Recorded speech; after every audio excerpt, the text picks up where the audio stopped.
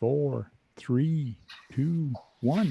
We are live. We are live on YouTube, RC Talk. And tonight we're going to be talking about drifters, or we're going to try to talk about drifters for the whole 2 hours. So we have a whole bunch of people in here already. We have Brett, Green Frog RC, John Martin RC, JMRC. We have a whole bunch of people in here already. Sang. We have Brett. You're listening to the wrong video, Sang. You got to listen to the Zoom video and not the YouTube video. You got to mute that one, or else you're going to hear it twice. I just muted you. Sang is a new guy with us. He's actually from Ottawa. I videotaped him and I put a short video about his RC collection. He has a whole bunch of Kyosho and Tamiya RCs. So, really nice collection. He's got an extensive collection that I would love to have. He has a whole bunch of Kyosho. No, your audio is still, you're still listening to the YouTube video. Mute the YouTube. You can have it, the live one, but mute the YouTube, Sang. You must only have the audio on the Zoom window. So you can go where the microphone is. There's a little arrow that pops up. Select your speaker to actually hear us.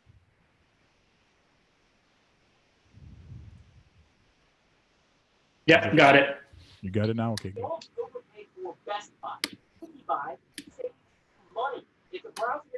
So do you see the chat for the YouTube also? Yep, I see that and I have Zoom on. Okay, just comment on there so people can see where you are and they can actually go check your YouTube channel. And I know you've released a bunch of videos lately, which is good.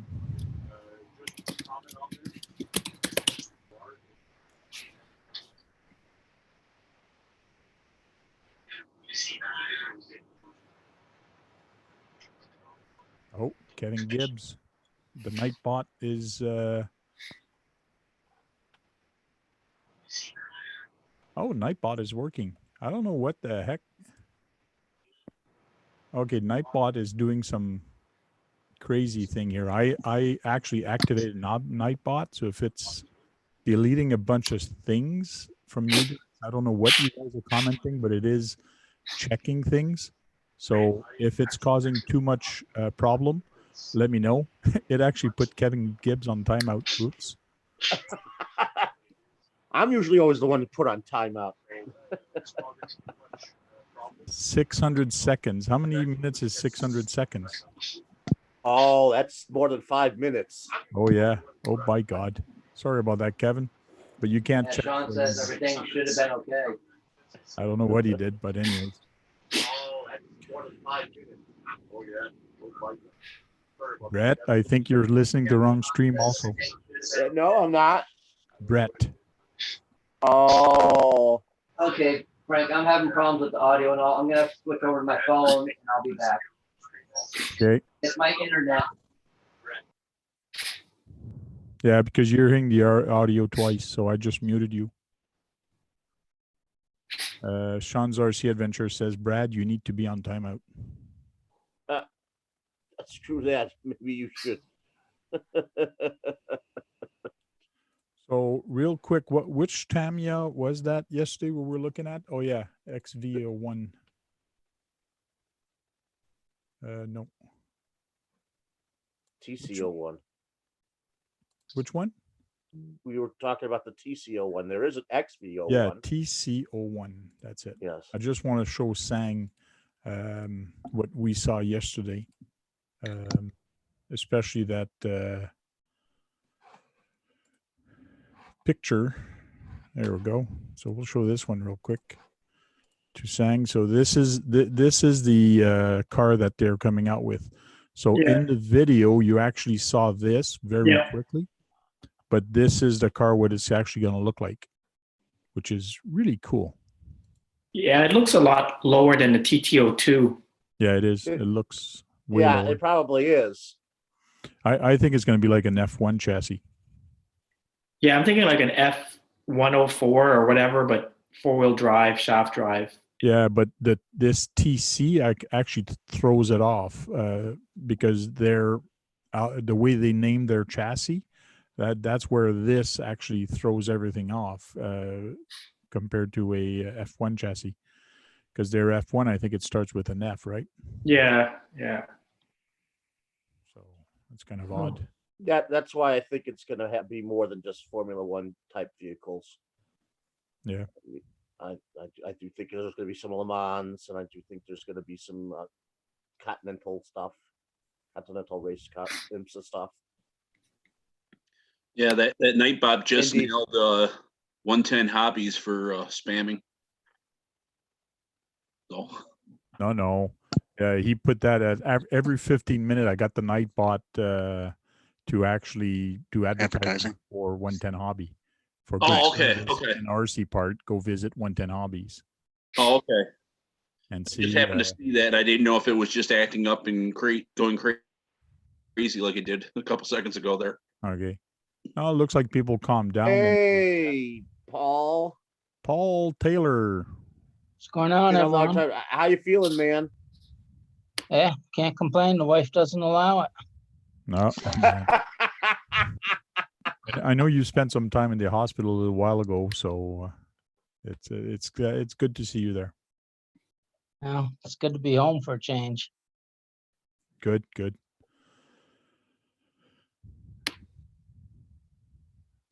I'll just listen. I don't know what you were typing, Kevin, but Kevin Gibbs got put in timeout. He's back now, so he says, I'll just listen. So I don't know what he was timing, but the Nightbot actually put him in timeout, and I believe he put another person in timeout also. So just be doesn't careful like what you... emojis or caps. Oh, okay. Maybe it was So- JD he put on. G's Greens RC says Paul's ball. Yeah, he's the guy. The blue balls. His blue balls. Yeah. Never gonna live that down.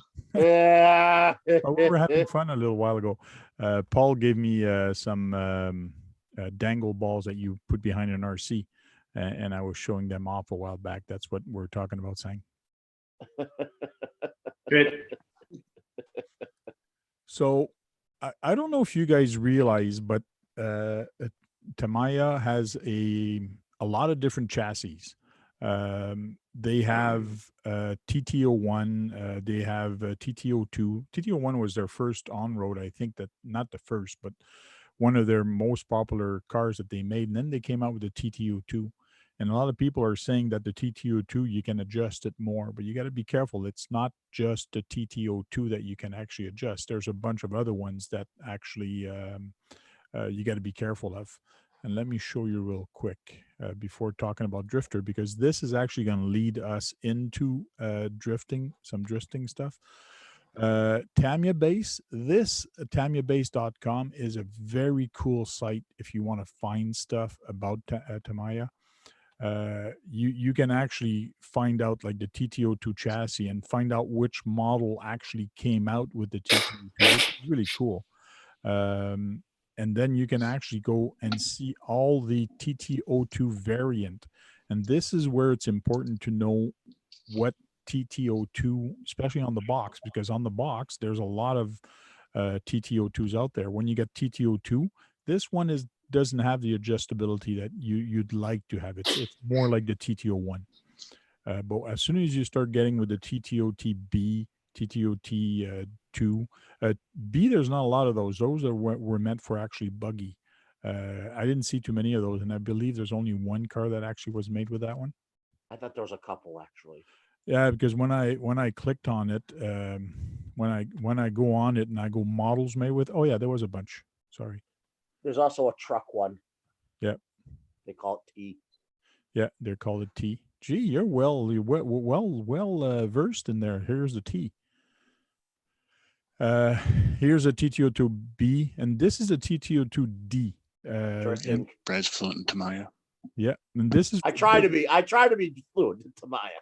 and this is actually for drifters. The drifter actually came with bearings, and there's a bunch of other things that are pretty good with the TT02D system.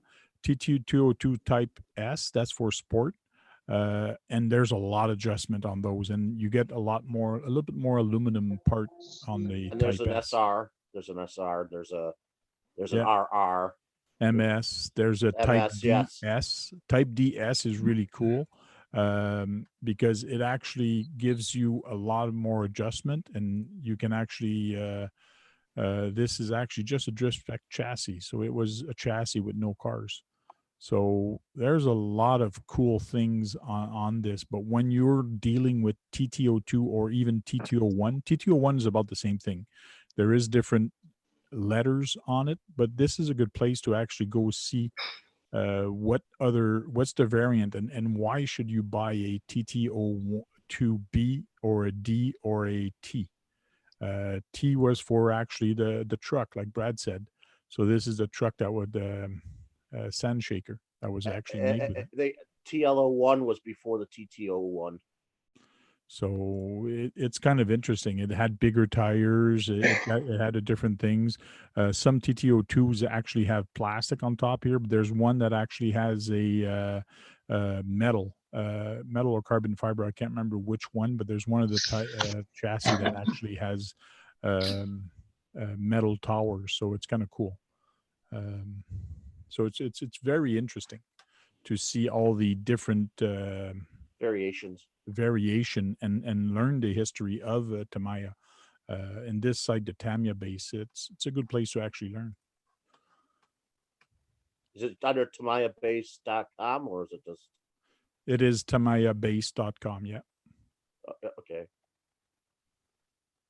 There's a lot and you can actually download PDFs there also.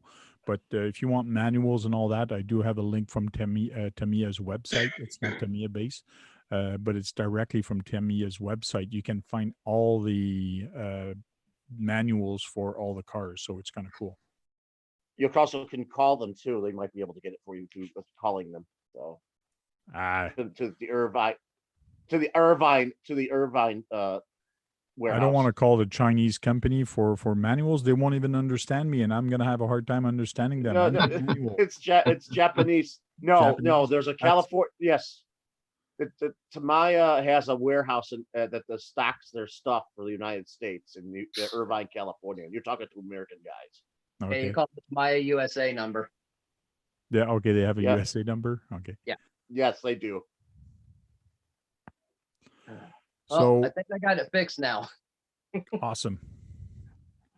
So Brett has a bunch of drifters that we talked about yesterday quickly, and I decided to show off and talk about drifters tonight. And I see you even prep some drifter wheels there in the packages and a bunch of different stuff. Cool. And a few different cars. Yeah, I got different setups. Starting here, I've got my Sakura D4 clone. Here's my RMX 2.0 S, which is the kit version. Then over here's the old school Sakura D3. So first two are rear wheel drive only, and the D3 is an all wheel drive. And for you, which one do you like drifting with better? The all-wheel drive or this rear-wheel drive? If I'm just goofing around outside, I like running like the Sakura, the D3, or my street jams because it's fun. It deals with the pavement issues a little better because I got a good crown to the road out here, so it handles that a little better. Okay. But overall, I prefer running RMX. Cool. So. And the RMX is rear-wheel drive? Yes, it is. And you have a gyro on that also. Yes, I do. Cool. And I like the big long trailer in the back. I figured it was easier to leave that there instead of trying to find a place to put it. Yeah. Gyro's right here. It's a Yokomo V4. Okay. So I've got the MKS HBL 550 LX servo, then Yokomo electronics for the motor and speed control. This is the BLRS 4 ESC and just the Yokomo 10.5 motor. 10.5 is about a general go-to for drifting. Cool. Some guys will run 17.5, some 13.5, some 8.5, but those are for normally the real big tracks, like over in Japan or something. Mm-hmm. Good. Like we talked about different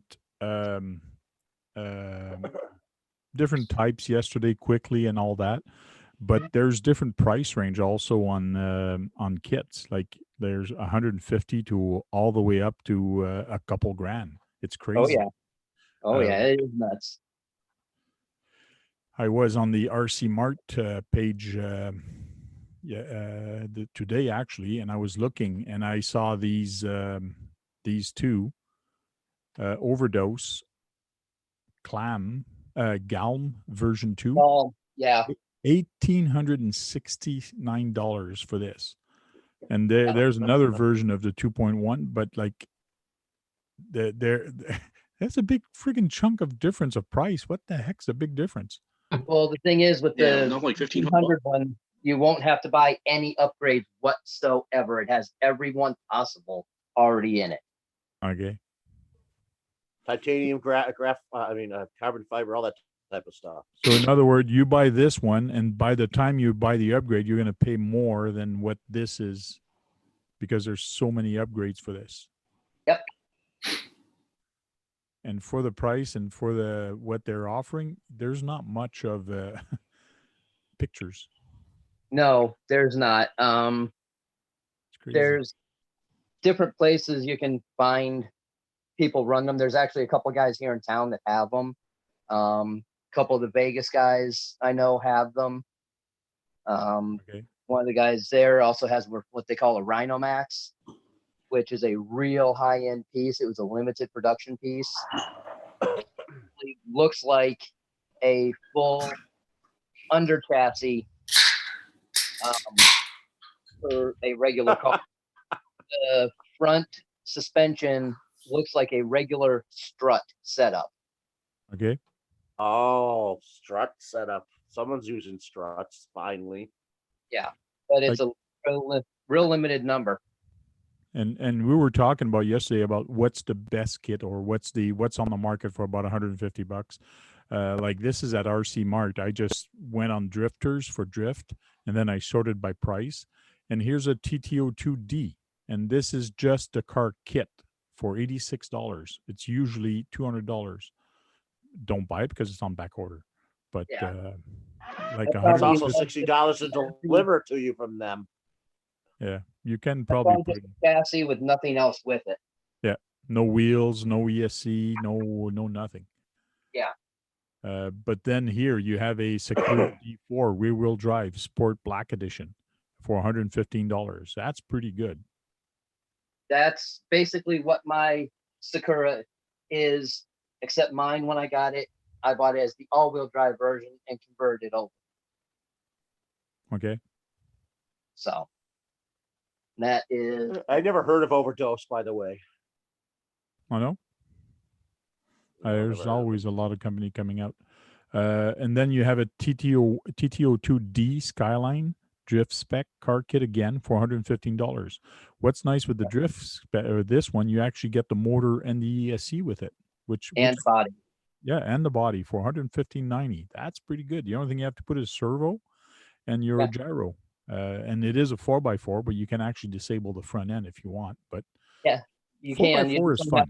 You don't have as much steering angle with that as you would with the regular two-wheel drive. But if somebody's getting just into drifting and they just want to drift outside or just have fun with the kids, this is a cool kit to actually do it without breaking the bank. It's a real good kit, and it's a fun one to put together. At the shop I helped out with, I built like 5 of them for different people. Okay. And it's real easy to put together. Instructions are great. Mm-hmm. So it's a good idea to have 4-wheel drives for the outside use and 2-wheel drives for the inside use. When you're first getting used to it, in my opinion, yes. For some people, they'll say no, just go rear-wheel drive. But if you don't know if you're even going to like it, start with a lower price all-wheel drive kit. Do something like that because, like with the TTO2, if you're not crazy about drifting, you can actually make a couple tweaks and make it a decent on-road car. True. Like grip tires and everything. So Yeah, a touring car or even a And- rally car. And that's what's a good thing. What you're saying is also is like the only thing that this makes it a drift car is the drift tires. It's got bearings. It's got a bunch of things for the D, and that's what I read, that it actually came with bearing. Most kit comes with bearings for the D type. So that which is cool because it does turn fast, so it's always spinning, it's always turning. So bearing's always a good thing. So to me, the only thing you have to do to convert this to a street car is actually put street tires, and you're done. yeah, you just gotta you might want to change the pinion gear because it might be incorrect for what you're gonna do, and you might end up heating the motor up because of the different load that's put on it compared to drifting. Yeah, it's true. It all depends what kind of street driving you're doing, but Yeah. Because I've If you seen want guys a rally car, run them as a VTA car. Okay, yeah. if you wanted a rally car, you just get different shocks for it, a little longer shocks.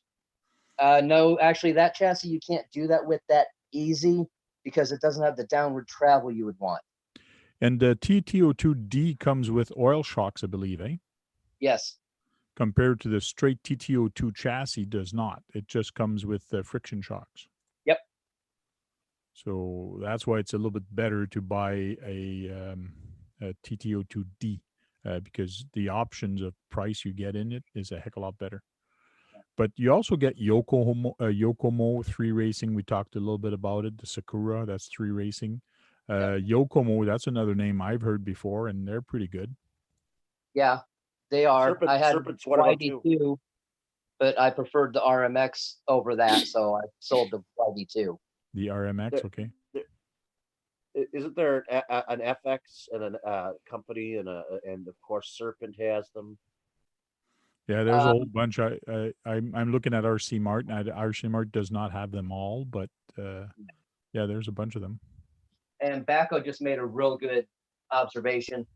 If you can try someone's chassis that they already have before you buy one, that's a great way to do it too. Okay.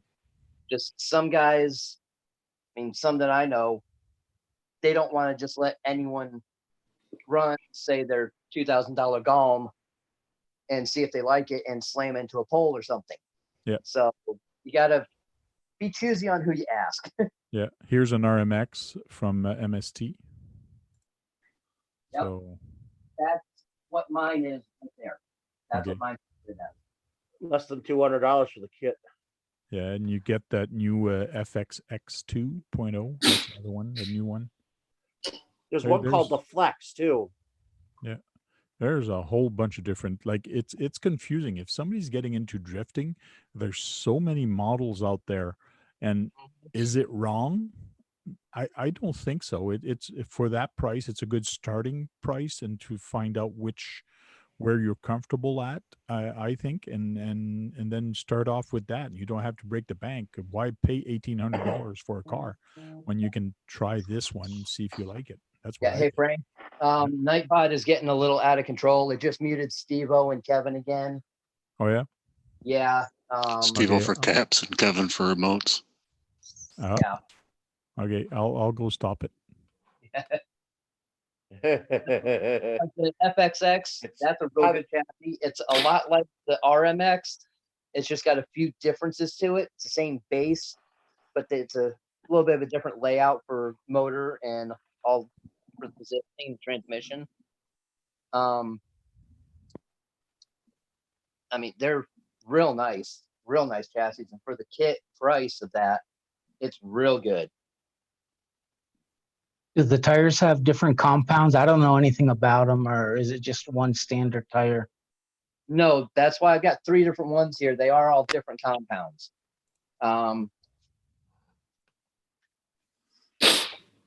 Okay, Nightbot, I just disabled all the spam protection, so you guys should be good now on typing. Cool. Yeah, because I've got these are all DS tires. I've got the RW010, Triple F0 Mark IIIs, CS Quad F04 piece, and the Triple F0 Mark IIIs. Okay, but are all drift tires very hard, or can you drift with soft tires, or is there a soft compound for drift tires? There is a soft compound available. I don't know if it can be made out on this too well, but this has actually got like a little chart of the different frictions. You got low friction to high friction, and it suggests from carpet to epoxy, marble, tile, concrete, and asphalt. Which So company here- is I that was you're gonna looking at? ask. Which company is that? I'll go see if I can find that chart on the web. DS Racing. DS Racing. They should have one where you can make a lot of smoke. Because that's a lot of drift cars in real life make smoke. Yeah, that is true. Yeah, these are different. These are towards the higher end of the low friction range because they were all set up for carpet. But I have run them outside without any major issues. They didn't wear down super fast or anything. But if you're on concrete or something like that with some of these, you do want a little bit of a softer compound so you can have a little more grip actually in the corners so you can have better control.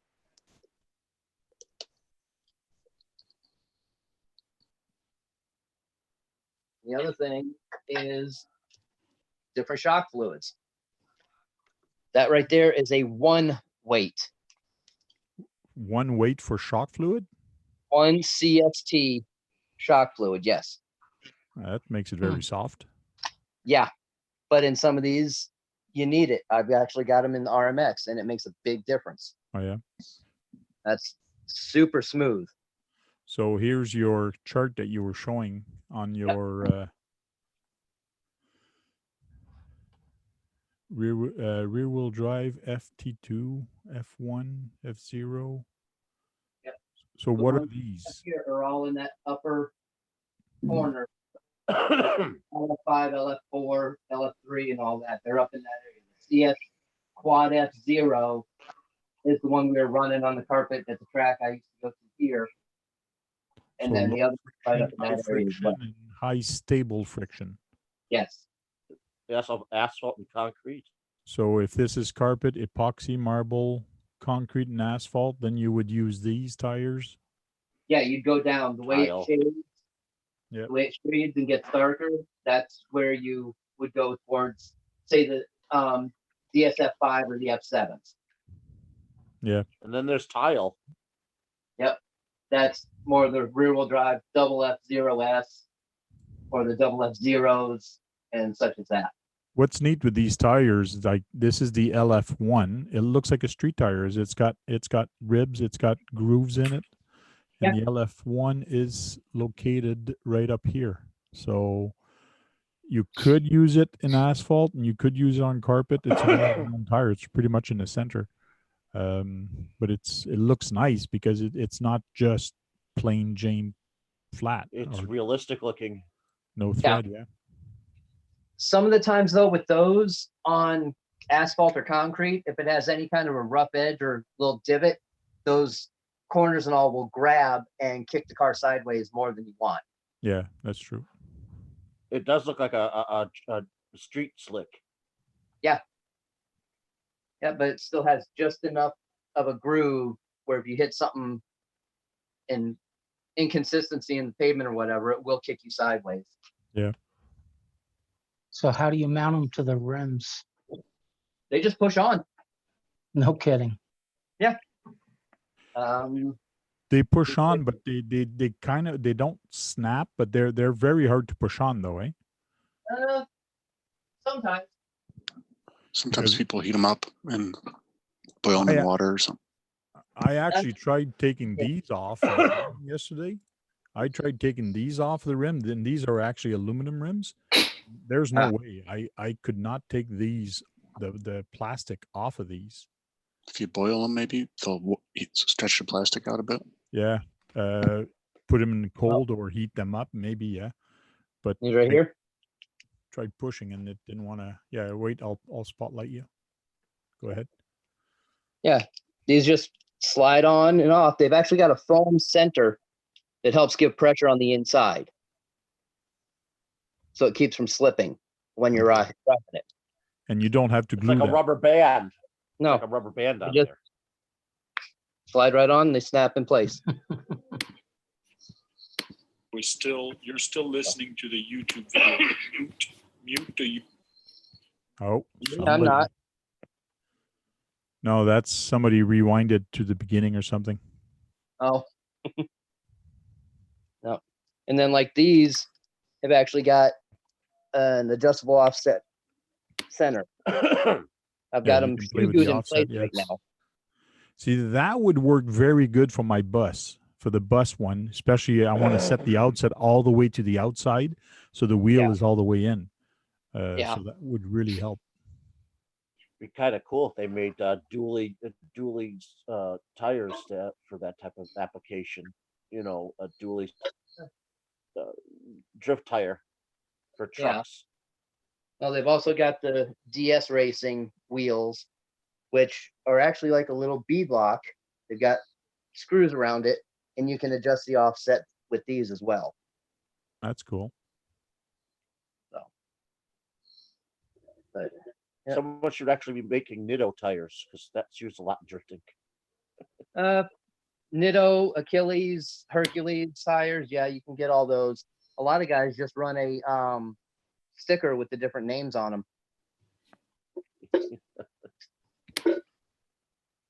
And then my nice, easy way of storing all my tires. Pringle cans. You just got to eat all the Pringles. Oh, I got a grandson that does. I just keep the tires on the car.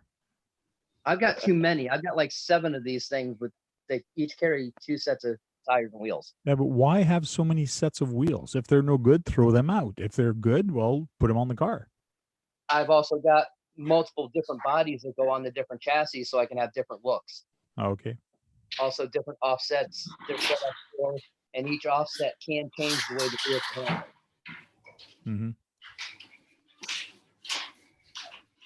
Cool. Somehow the tires just seem to sneak up on you, though, Frank. I mean, I started out, I had just one spare set. Now I got a huge box in the closet just filled with tires I don't even use. Mm-hmm.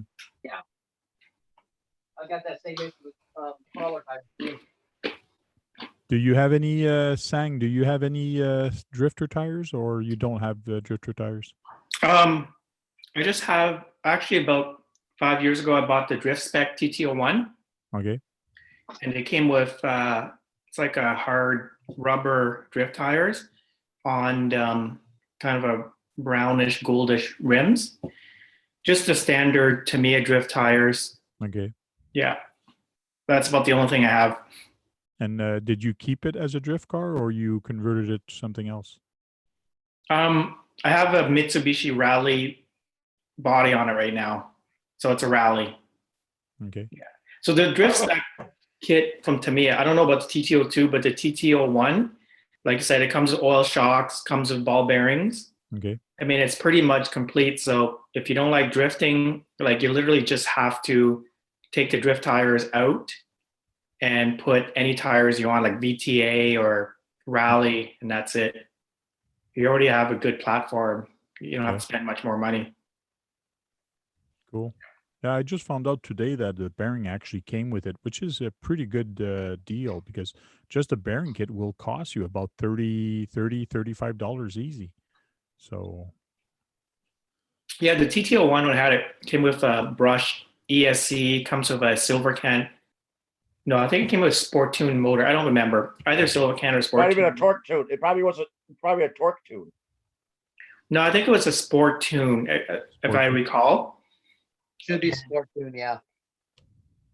Yeah, so it came pretty complete, and I think at the time I bought it new. I think I paid just under $200 Canadian plus tax, so it's a pretty good deal.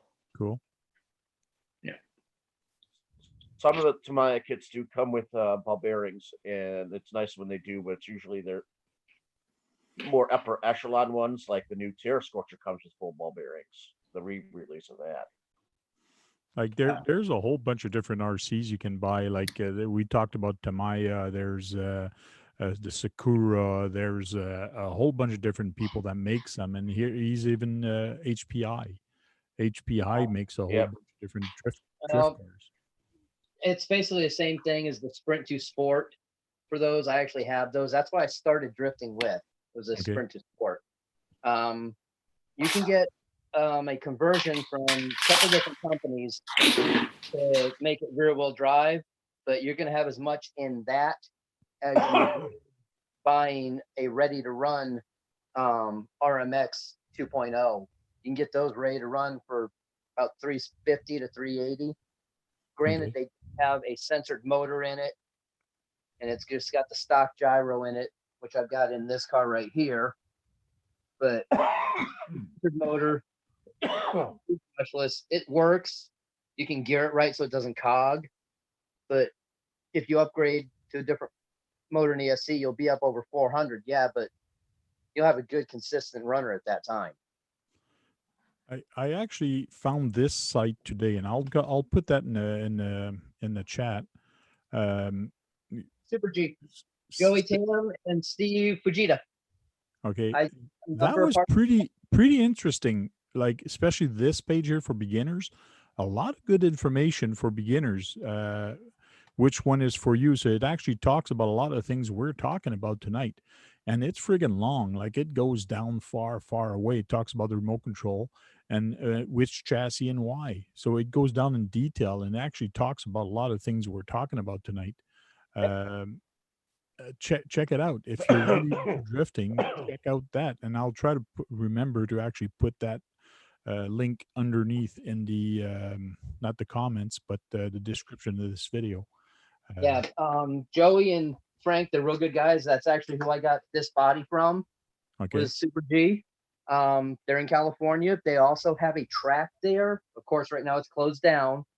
But when you go there, they have multiple different chassis used as rentals, so you can try different ones out to see what you like. Okay. You hit up Joey or whatever on Facebook, and when he can, because they get busy, they will answer your questions to the best of their ability. That's a very good and very well made. There's a lot of information on this page on this tab. It was a very interesting reading. Yeah. And then you have Red Cat. Red Cat has a whole bunch of them also, and I believe you sent me the Red Cat page also as a Yep. as a link. Yep. That Thunder Drift is actually a belt-driven all-wheel drive car, and it's not a bad running car at all. I've driven them. Again, it's for a beginner that wants to just see if they like it. It's great. Throw the drift tires on it, go sliding out in the road, go to a park and go through the basketball courts and drive those guys nuts. Yeah. Well, they have the Lightning Drift and the Thunder Drift. What's the big difference? Lightning is the standard Lightning, like the stock car and all Okay. like that. It's just an all-wheel drive touring car style, and that's a regular shaft-driven deal. And the Thunder Drift is a belt-driven. Okay. So when you look at this one, it's a pretty good price, $169 for ready to run. That's pretty good. Yeah, that's real good. You plug in the battery and go. Roadside RC just did a video on one of those. Yeah, I saw that. I actually invited him to the chat and the video if he wanted to come tonight, but he said he's going to try. But I think tried to get Joey and all, but he hadn't seen my message in time. So okay. So what do you prefer, belt or the direct drive? well, Shaft. well, this is a direct drive. It goes from motor to spur to the transmission. The Sakuras are belt driven. Same with the all-wheel drive, that's belt driven. HPI is belt driven. I like belt or the direct mainly because you can set it up and it'll be a lot quieter. Yeah, the belts are going to be quieter. Yeah. Yeah, I mean, but What I've got about the shaft? so it's real quiet. What about shaft drive? Shaft drive, there is rear wheel drive shaft chassis. Those are quite wild. You got to do a lot of tuning for the weight balance on those. For all wheel drive, they're fine for just doing that, like with the TTO2 and TTO1R. They handle great. They're nicely balanced. Oh yeah. Yep.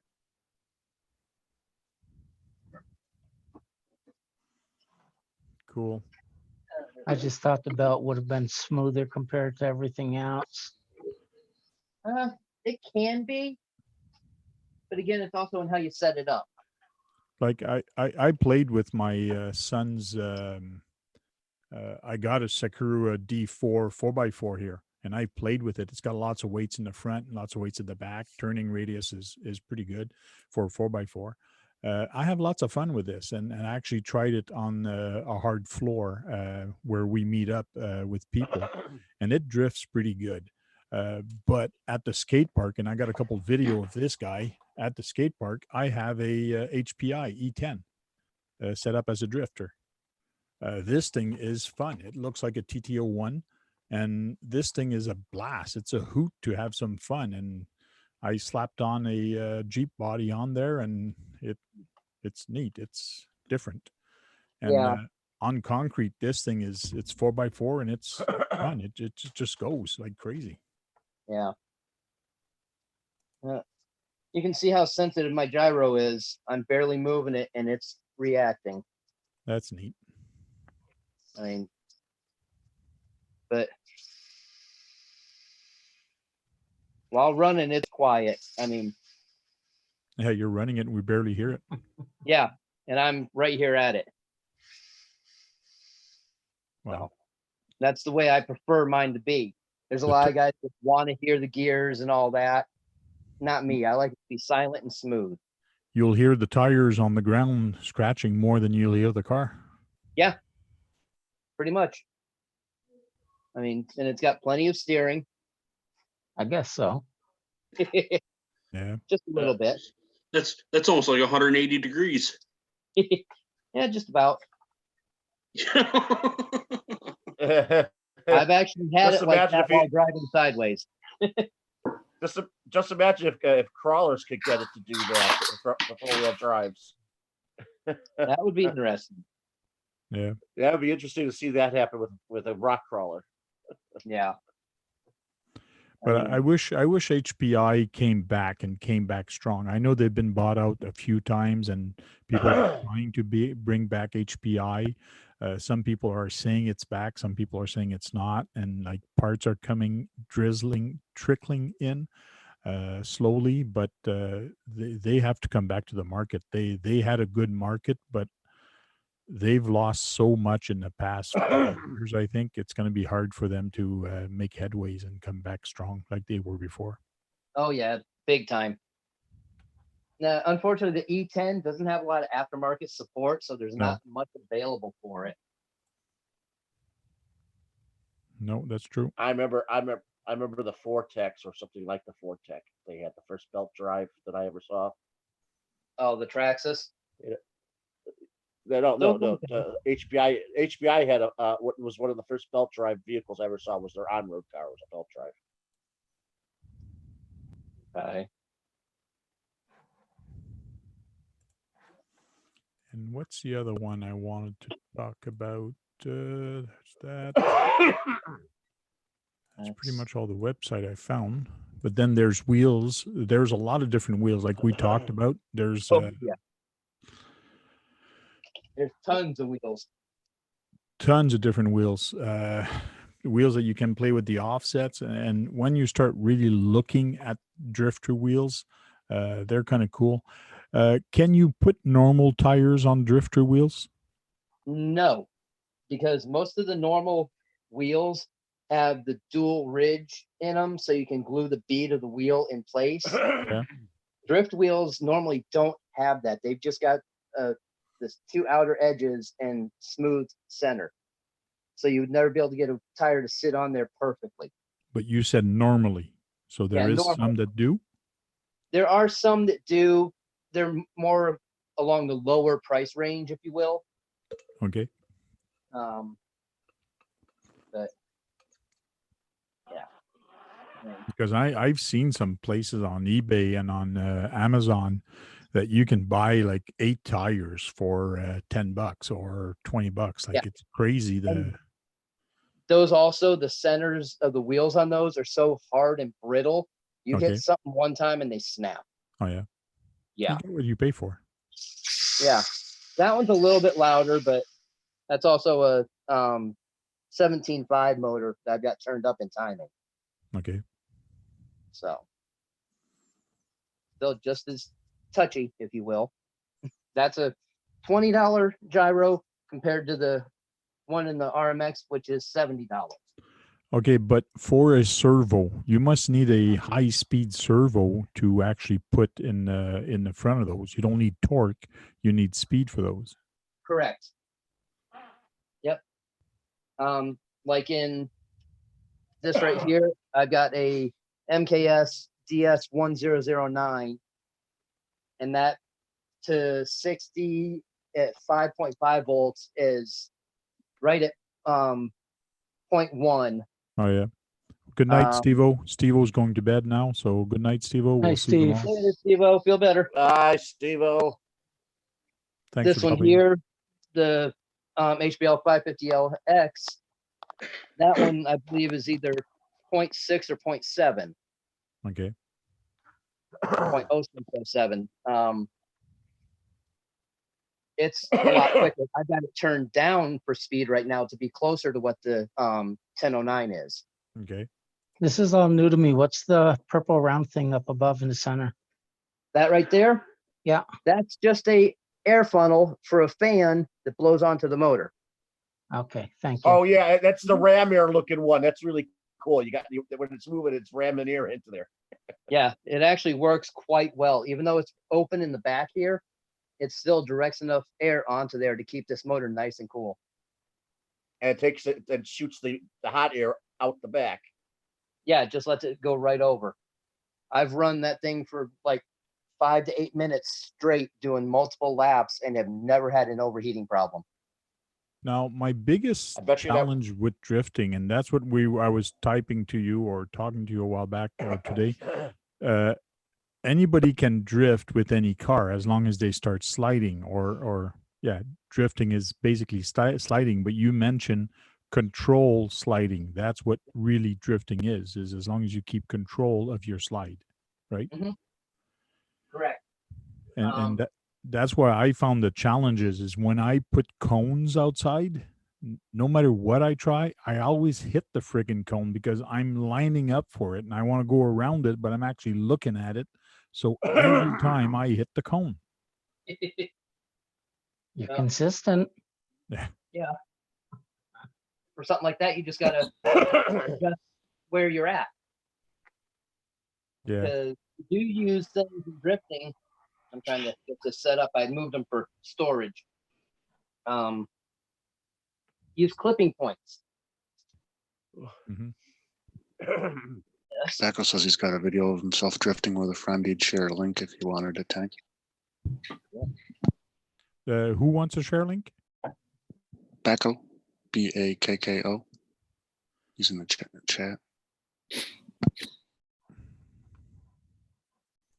Something along these lines, and we'll tie shoestrings or fishing line with something hanging off of it in multiple spots on these. And when we're in competition, different colored or whatever, and you go through and you hit one, you get 1 point. Middle, other one, you get 3. So that you show control on where you're putting the car. Okay. Yeah, I can build that easily out of wood or out of something and actually make something dangle on it, and I can have fun with my son with that. Yeah, this friend of Put pool mine. noodles on it, Frank. Pardon Yeah. me? Put pool noodles on it till you get used to it. Noodles? Yeah, the pool noodles, so you Yeah, don't that pool wreck your noodle. car. Yeah, not a bad idea. These would actually sit outside the track on the other side of the low ball barrier. Okay. Be over. Or you could have like a miniature punching bag. Yeah. In Yeah, I real life, did those turn would off- just dent your car.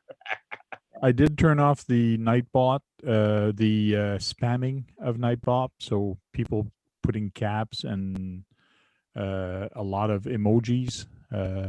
I didn't know it was going to monitor all that, so I did turn that part off. But I will once in a while put a little advertising there for you guys. Cool. There's one for good service and good and cool RC parts. Go visit 110 Hobbies. And again, He for probably RC sells some drift cars. yeah, he does sell some drift card. And again, I'm wearing the 110 Hobby with Francois, and here's the Tank RC right here. And here's Fraggle Rock, rock crawling cars. I can't wait till all these spot opens up again this summer. So hopefully they're going to open up. I almost want to make an event like I talked about yesterday. It's a social distancing event. So book your time and one guy at a time, every hour, one guy at a time. I'd make a stipulation on that. They have to take a video with them running it so they can prove they were there and prove their points. True.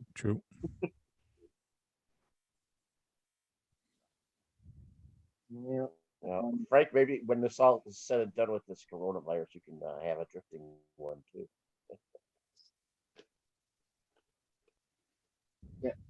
Yeah, there's all sorts of fun you can have with these things. And a lot of guys with the drifters will go scale as much as they do with the crawlers. Okay. So, it's quite wild some of the things you can get for them. It'd be funny. See, you could have a course that's Hey, okay, who's making all that noise? Sorry, it's probably me, Chips. Okay, I'll just mute you. I just pushed real hard on my tire and I did get it off of part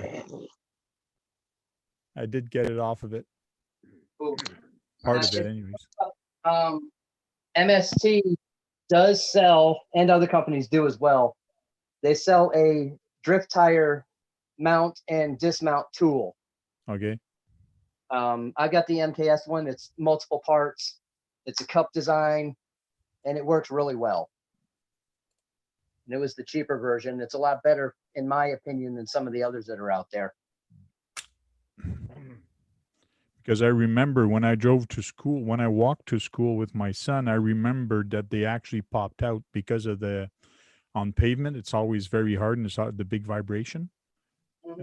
I remembered that they actually popped out, and it's hard to pop it in the center directly at its place, especially when it's on the car. So getting one of those mounting thing would be kind of cool. it could be cool if someone made a track with rock crawling and like make it like a valley, and you have the drifters in the valley. Trail Critter RC saying he's dying for some events. Yeah, why is he on video with us yet? Why is he not on Someone's the coming live in. video? I don't know.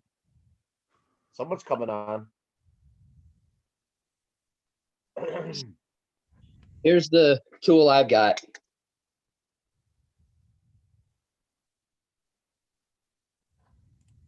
Put the wheel, put it like that. You pop down, knock the tire off.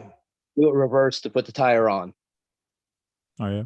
We've got two different wheels for different edges, because there are different size tires a little bit for the lip on them. Okay. And how much Oh, is a it's tire? Baco. This how much is it? one- How much is that about? This one was, I can't remember. Like it was like $20 or under. Oh yeah, that's pretty good. Bad. Brad Jig says that he's uploading videos right now. It's a Oh. little blurry there. It's me. Yeah. Hey, drift Frank, tire we have removal Baco in set, town. universal. 70,006 is the part number. 7 with 5 zeros or 4 zeros and a 6. Okay. But Baco's this- here. valuable.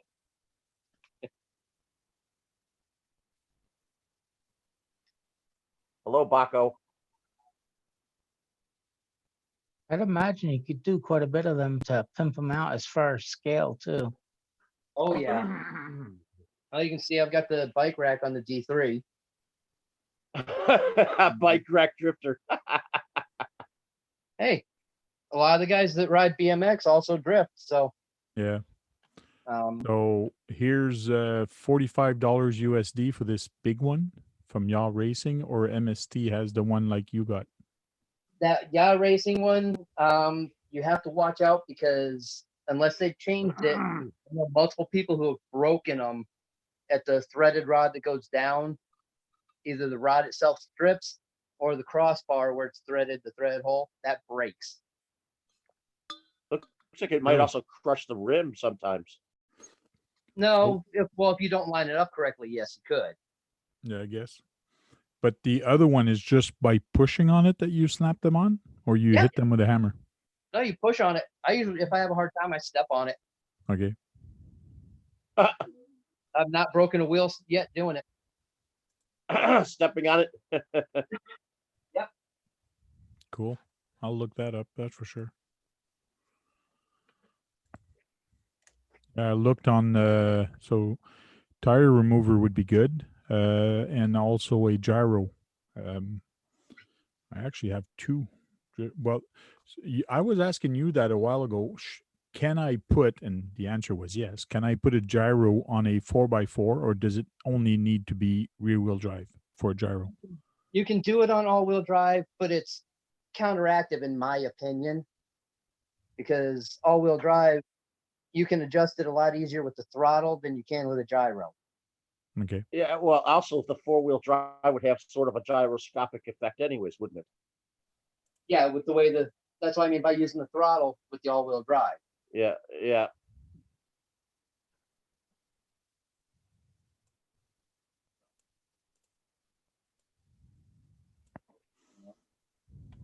Since I've got my camera on the other side, I'm going back and forth looking at my computer screen. So, Oh yeah.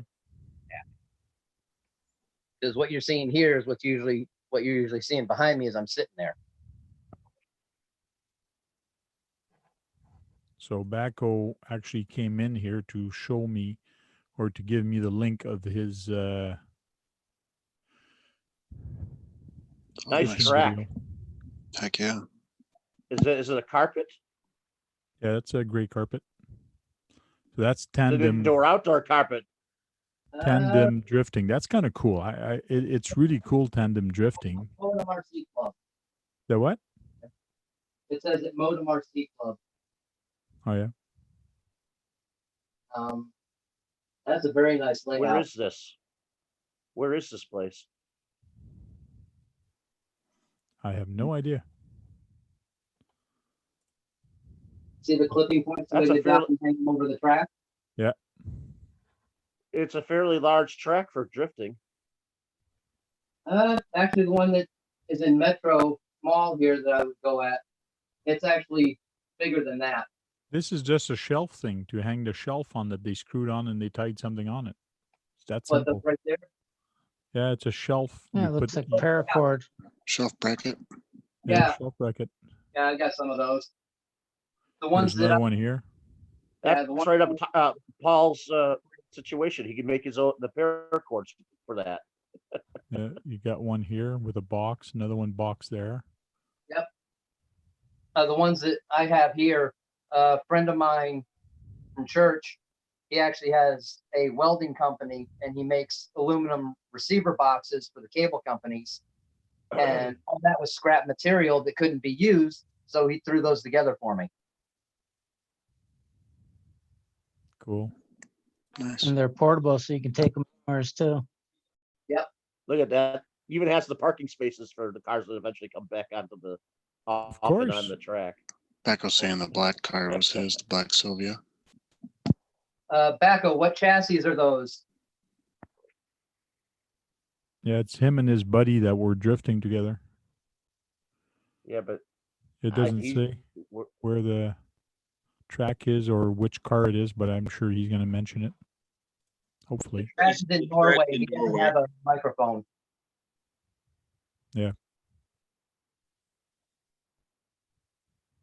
I think black Paul and should s- make paracords for it. The black Sylvia body was his. The black is an RMX. The purples and Absima. What's that one? I'm unfamiliar with that name, Paco. Absima. Let me Google that real quick. Oh, Absima is a European brand that they sell a lot out there. Believe it or not, they have a car called the Hot Shot as well as Tamiya. They have a Hot Shot Absima. No way. That's from Europe. No way. 3 points Yeah. for Brad. Ding, ding, ding. Yeah, I'm surprised. They have some decent cars. I'm surprised they never tried selling them here. Oh, it's a rear motor. Very nice. I'll have to look into those. I wonder how you can get even an Absima out here. Buy it and pay for shipping. Yeah. Big time wish you would. shipping. I wish you would get it. I wish you would. I can't find the Absima. I find other sites or a site of a store. Absima makes all different vehicles. They make buggies. I think they make trucks. I've never seen a crawler though. Touring yeah? cars. I think they do have drifters. Yes. Yeah, Absima DRR01. When you look Yeah, at the image, you see Definitely a a bunch drift of car. cool. Barbecue says he used to drift back in the 70s with his big wheel. He created it. Yeah, those big wheel. The old handbrake. Yeah, those were fun. Someone has an electric one that they made. They have big wheels that are running off electric that do the drifting. Oh yeah. Yeah. Yeah, adult big wheels. People sit on, they're electric, and they can spin them around and all that type of stuff.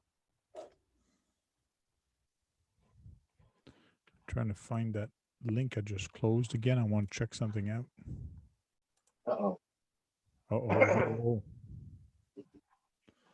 So is there a big demand for drifting up in Canada, Frank? yeah, there is some places, some guy's basement. There's a bunch of people that actually have a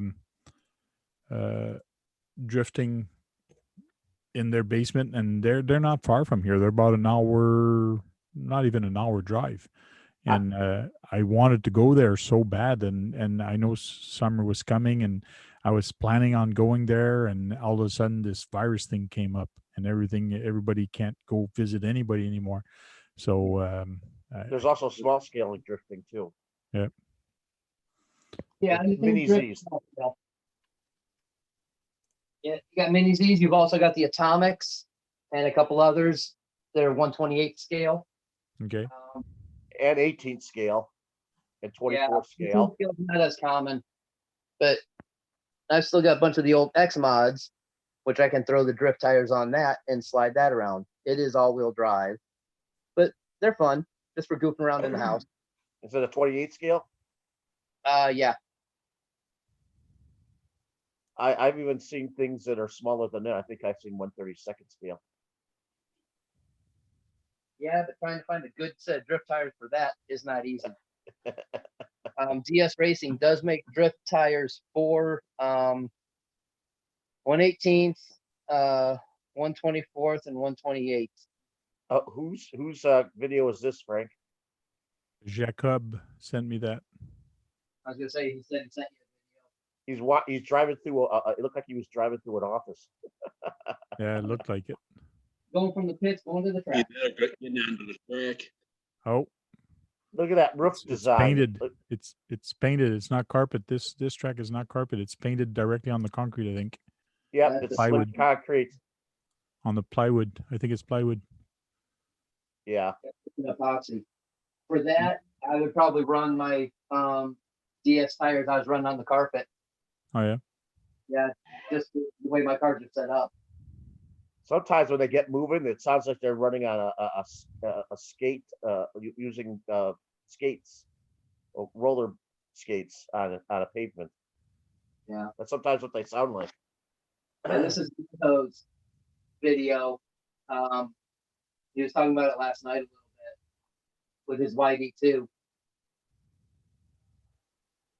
Yeah. Real grippy surface there. I guess they're trying to get together for A tandem yeah, drift. but the gray one actually ran out of control. Backo's actually saying he's got some other chassis. He's got some nice stuff. He's got a Yusakani PDSH, D-Light RER, and vintage en route JXR.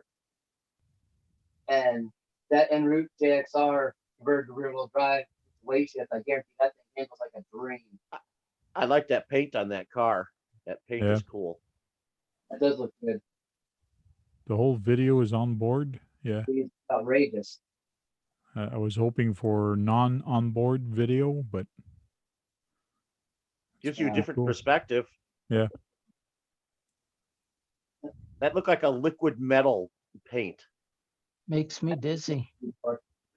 like an epoxy, I guess, on the There's an floor. epoxy on the paint on the floor.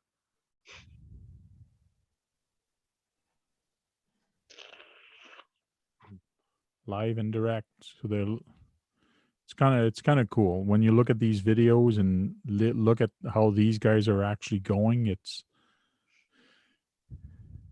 Yeah. like we think in the scale that's our scale truck, we put a lot of scale stuff, but there's a lot of work that goes into these tracks. Oh yeah. And there's a lot of there's a lot more scale in the drifting cars too. Yeah, like the work that they put in there and the banners and the small buildings, and the The lights. grass. Sometimes they Grassy. put lights, grass. Yeah, it's just Yeah. crazy. Yep. Yeah, on my channel you can see some of the short videos I did showing our track before it got changed up. You can see In other words, the buildings in the background and all the banners we got. But this is Neo's Bad Shop. I am subscribed to them. I'll put the link into the chat. So some people that don't have this, there's a lot of drifting stuff here. So here's a link for this video. they run it like a living diorama is what they do. Okay.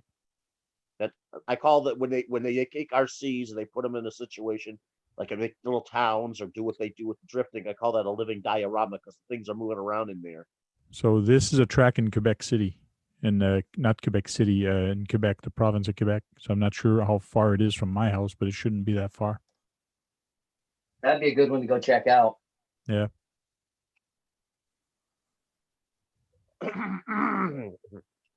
Yeah.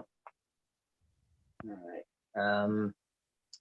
Oh, something else that you can mess around with these things a lot is the springs. The what? The springs. Give me a second here. Oh yeah, I bet you could have them Bet you can mess with soft, the springs medium, or quick, yeah. large. Heavy. I did not hear anything you guys are saying. I must be getting old. No, I said you can change a lot with the springs. This is one set I got from Trackstar. It's a hybrid wow. spring. Now, do those fit on only Trackstar shocks, or they fit on those particular shocks? They fit on any. Wow, that's a lot of different colors. You do looks like different rates. You got dual rate. So you got one at the top, one at the bottom, Oh, I've The seen that done. separated. I've seen that done with rock crawling too. They have Yep. dual springs. But with this, Yeah. you can use this as a tuning tool, find out what setup you need for the rate. And then you can get a regular spring that's a double wound dual rate in one, or just a single spring that's got the right rate to it, and do it that way. Yeah, I mean there is with drifting, and you do want some traction to a point. Oh yeah, drifting is actually more about grip than you might think. Okay. You have to have the right amount of grip to go forward and to have the forward momentum while going sideways. And I know those dual shock rates would actually help with the traction. Yeah, the springs do. It helps out quite a bit. Now, do you put limiters inside the shocks too? No, I don't. I don't know if anyone that does offhand. Mainly, you just control the rebound with the spring. Is one of your cars bronze colored? No, That's a light purple, the black, and the orange and gray. In some of the light, it looks bronzes in some areas, like around the real wells. Oh, that's just the reflection from the light. It's a yellowish Yeah. type of cell. So how much It- travel do you have in your shocks? On which vehicle? Just as a general. I know nothing about this, so I'm just trying to get Oh, a no, grip that's of fine. it. That's fine. Best way to do it is with these two right here. That off.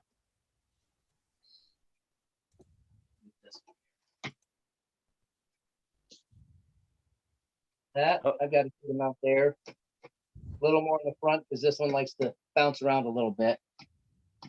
Back in the front. They've got a good amount of travel in them. So on your Is- setup, do you do? I'm sorry. Heavy? Do you do heavy in the back, light in the front, or light in the back? Well, it depends. It depends on the setup. Like this is a rear motor or upper rear motor with the ESC in the back, so I've got a little stiffer setup in the back. This, you got the motor here, ESC is middle, so it's about balanced. Okay. Thank you. Paul's gonna get himself a drift car. I can get one, but I got no place to run it.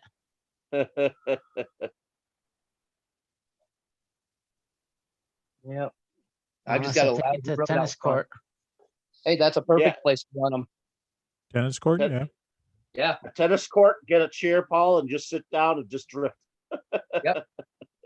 A good way to set out a course without marking anything on the ground. Take little of the little road cones that you can get at Walmart for doing a bike track or something like that, or even Okay. just foam dots that you can just throw out and make barriers for a track. You just pick them up afterwards when you leave. It doesn't leave any marks on the ground. I know in drifting they also have timed events for each person's car, or they do a dual, or they do a single. Who can get around the That's- track? That's not really true. Some people will do a timed course where you have a time limit to get through it, but it's not really for fast speed. Drifting isn't judged on that. It's judged on different criteria. If you're doing tandems, it's your proximity. It's if you're leading, how well you lead, your angle, and all sorts of things like that. It doesn't really go off the time. Your accuracy, more or less. Correct. It's dancing with cars. In a way, yes.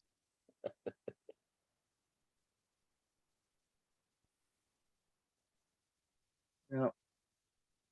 Yeah, years ago when I had my Slash, the dollar store had a sale on cones, 3 for $1 for some reason. And with my tires, I've got about 50 cones.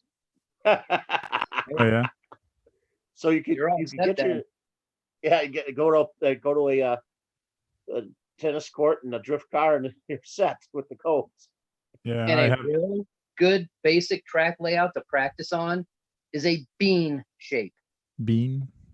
Yeah, where it's Yep. dipped in the center there and then just the outer curve and all. That's a real good way to practice.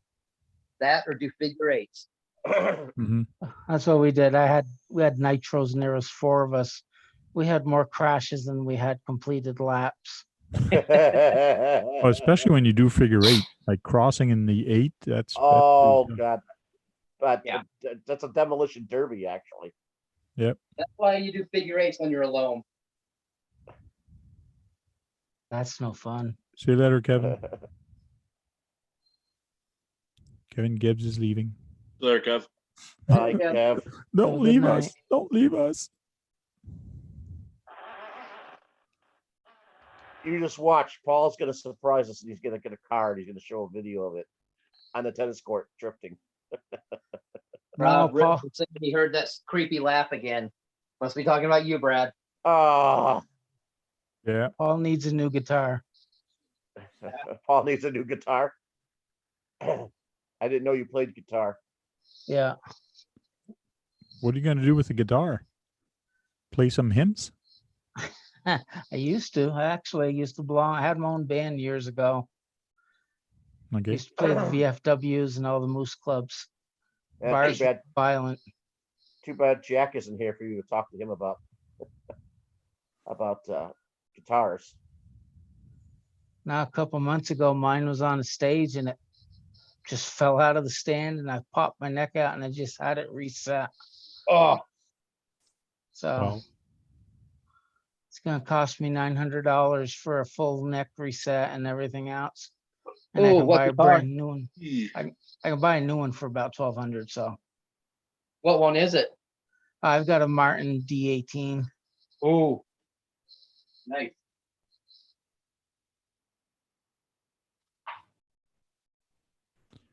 that Nightbot is going crazy. He actually It's like- Nightbot actually put the barbecue. You're the man. Yeah. It's hitting on my thing. It's crazy. We haven't heard Baco speak. He doesn't He have doesn't have a microphone. a Oh, he doesn't have a microphone. All right. I'm gonna go dark for a minute and move the camera around a little bit. Sounds good. Bacco was saying that on the video we showed earlier, there's markers on the track. Yeah. Place for optimal lines. Yep. Close as possible. And Oh, speed. I've also seen they do drifting with they put a marker and they want to see how close they can do a line across the wall. Yeah, they give you points on style, speed, and I guess if you hit those markers, good or not. Yep. That they do.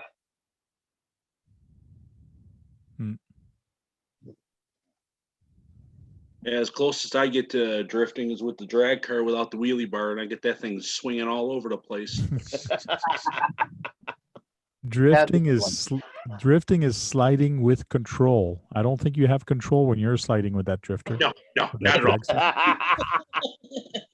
drag set. It's on the wheels, it's on the roof, it's on its wheel, it's on the side, it's on the roof, it's back on the wheels, and I'm like, okay, cool. I don't have to go pick it up now. Okay. Yeah. Yeah, it's true. I think drag racing, it's a good segue into doing drifting too eventually. In a matter of speaking. Possibly. Hey, Green Frog, what are you doing with a tactic banner? Where do you get that from? Where did you score that? Back when Tower Hobbies had them Oh yeah. a while back. Yeah. Okay. First time I actually see that banner behind you, so that's why I was saying that. Yeah, I usually have just hanging on a wall. How you doing here? Hang up. Look at that. We got a muscle shirt guy that just joined us. Hey, it was Hey, 96 here today, so I don't have the AC on in my area, so I'm still a little warm. It's a wife beater. I wish we could turn on the AC here. Man, it's so cold. Like it was below zero this morning. It's just crazy. It's going to be over 100 by next week. Oh yeah. Yeah. Hey, 11 Charlie, how you doing? Another day. 11 Charlie's in the chat. What's up, Javier? Hello, Javier. We just finished talking about a whole bunch of drifter stuff. So if you want to know about drifters, a little bit that we know, rewind the video and check that up. We've got a bunch of links there also, so it's kind of cool. Brett's a wealth of knowledge on it. Hey, I don't know half of what some of the other guys I know do. I'll be the first one to admit it. I just pass on what I do know, and if I don't know it, I'll tell you who to go talk to. Yeah. It's better to say I don't know the answer, but I can find it. Like that's what I always say. Don't lie. Don't try to lie yourself out of it. Just be honest. Lots of deniability is always good. Yeah. Well, but like you were saying with the Super G stuff, talking to Joey and them, that's a real good place to start and get a lot of good information. Plus, they have great products and good deals. Mm-hmm. And that's why if you go to some forums and ask question in forums like that Super G, and they're there to help you. Oh, yeah. I find that Facebook, yeah, if you find a couple guys that are good, but some guys are just assholes on Facebook. You do have to be careful who you talk to. So Yeah, you got that right. Yep.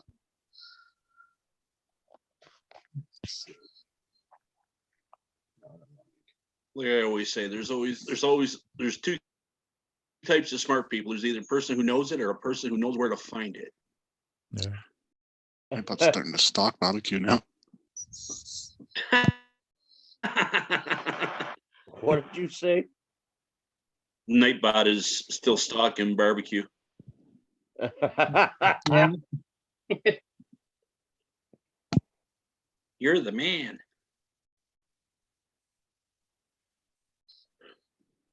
Yeah.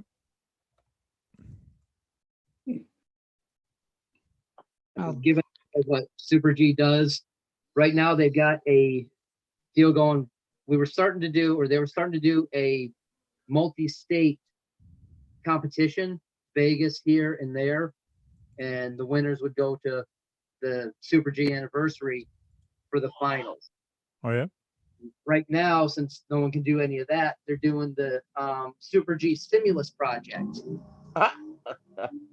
Sorry, someone on a bike just went flying by. You got to have 2 pictures of your choice to enter. Your image must have a mask in it somewhere. They'll have different classes for winners. And say, all we ask is please do not take your prizes as a come up and try to make a monetary gain by selling your prizes. The foundation of this stimulus is to give you guys something to benefit your RC drift experience. If you cannot use your prize, please give it to someone who can. So doing something to pay it forward if need be. I mean, these guys come up with some awesome ideas. They've got, when they do their meets on Friday and Saturday, they usually go live on Facebook showing the competitions at the track. Okay. And they do some great events, and their track is real cool the way it's set up. They've actually got a dual level. Oh, those are cool. But you know, it sounds like they could be they could be the new G6 for drifting.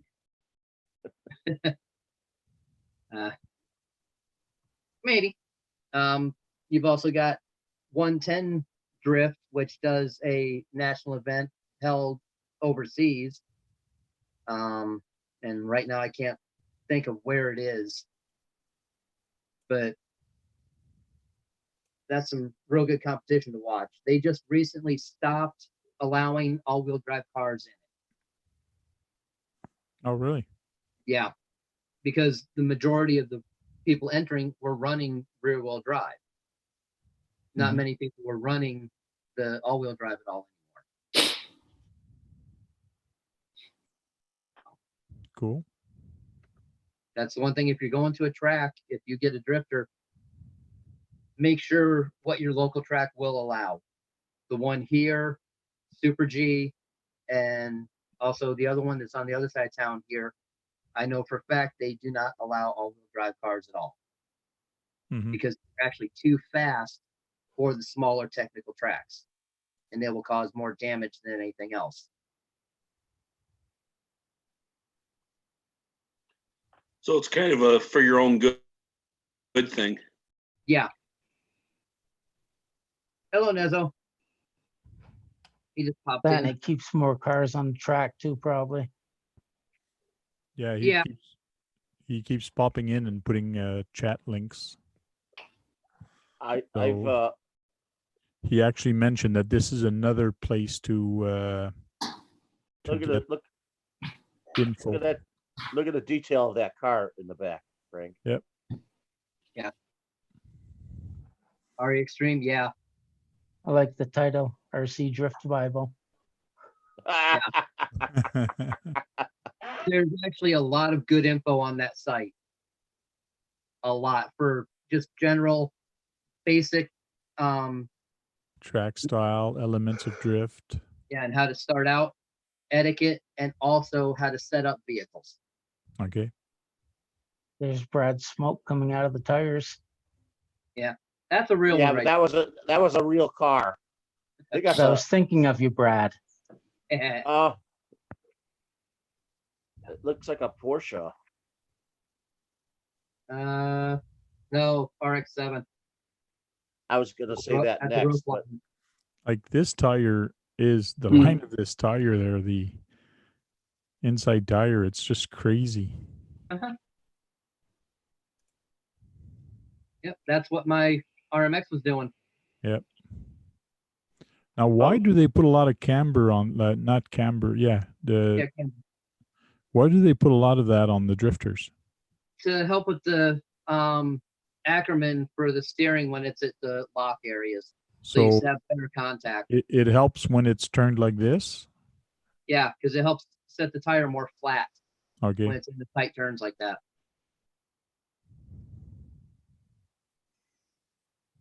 that Like that my- GT40 looks nice. A GT.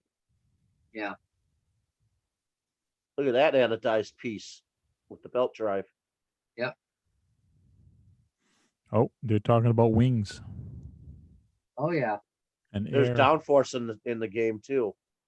Yeah, It's but an also RC. How much downforce do you have? It's an RC. it actually gives you more than you think. Oh, Yeah. But a lot of them also they have a limit on the height and how far it sticks out because of walls for the track or something like that. So that could be a basic idea for that. Yeah, but for this to actually work, you actually need to have the bottom closed. You can't have this open.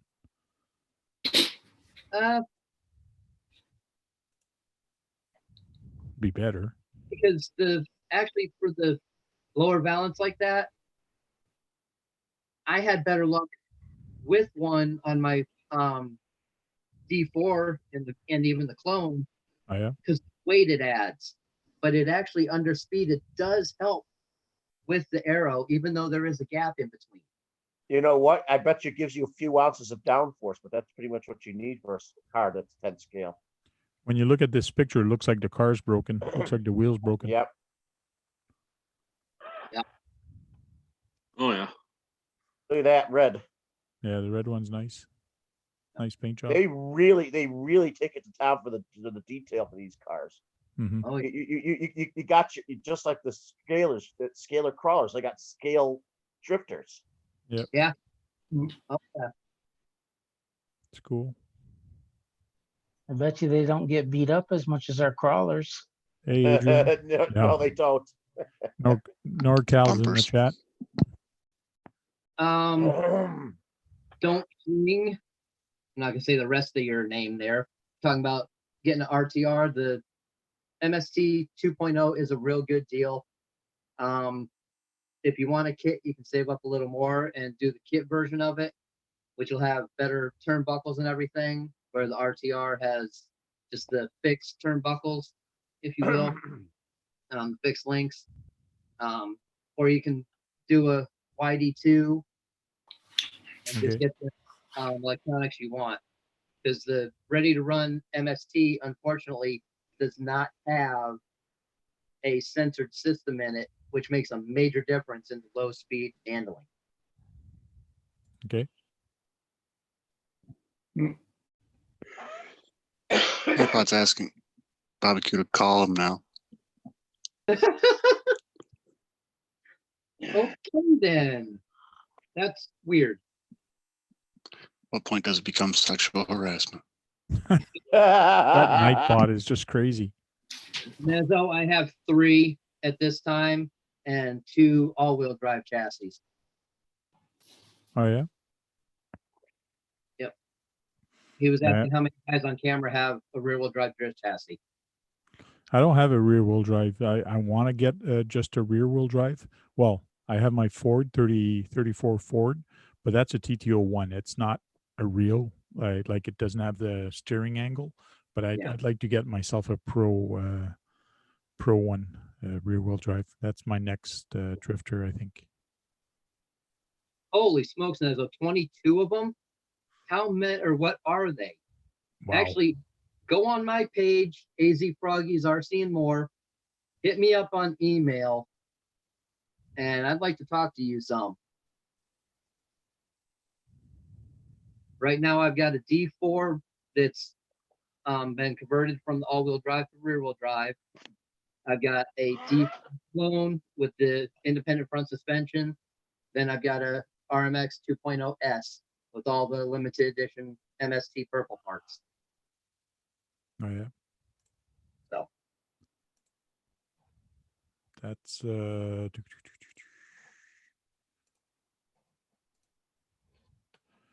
yeah, the Neo Bad Shop, the guy, that's the video we were showing earlier there. The one I sub to him. yeah. So this is this video, and he's got a lot of them. And Yeah. this is the racetrack where they actually Looks like race six cars on the track. Saint-Jean-du-Richelieu in Quebec. Cool. So they're probably all closed right now, but they will reopen up. So I think I'll plan a visit there with my son. How Do you far is it actually rent the cars? Can we rent a car to try it out, or do we have to bring our own car? That's what I want to know. He's saying he can join on camera if you want. If you want to send him a link or something. I'll put the link back here real quick. Participant invite. So Frank, how far away is that place from you? Saint-Jean-sur-le-Richelieu. It's about 3-hour drive. There you go, Nezo. Hop in. He said you can rent cars at a Leaf Drift Shop. Yes. Okay, cool. Frank's gonna is gonna make a video of him doing that with his son. Yeah, he's smiling because he knows I'm right.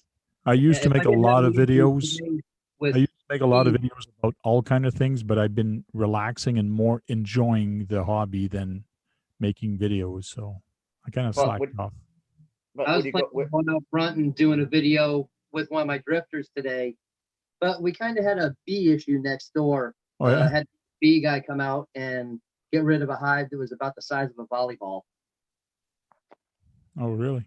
So yeah, I couldn't go outside. Looks like you're stuck in your garage, Neo. Oh, Neza, okay. What are you doing, troublemaker? No, you got to Can't select. hear the- you. Yes, there. I clicked There it. you go. hey Nizo, hey Nizo. Hello. It's been a while. It's been a while. Hello. I know. I've talked to you before with Ricky and all, so Oh, really? Ricky Yeah. Diaz and the boys? Yeah. Okay. it's Yeah. Brett. I wondered why you looked and the name sounded familiar. I'm like, why is this? And I couldn't figure it out. Now I know. What's going on, man? Not too much. Just chilling, having a typical Canadian evening in the quarantine mode. And well, my RC area is a mess, and there's stuff everywhere.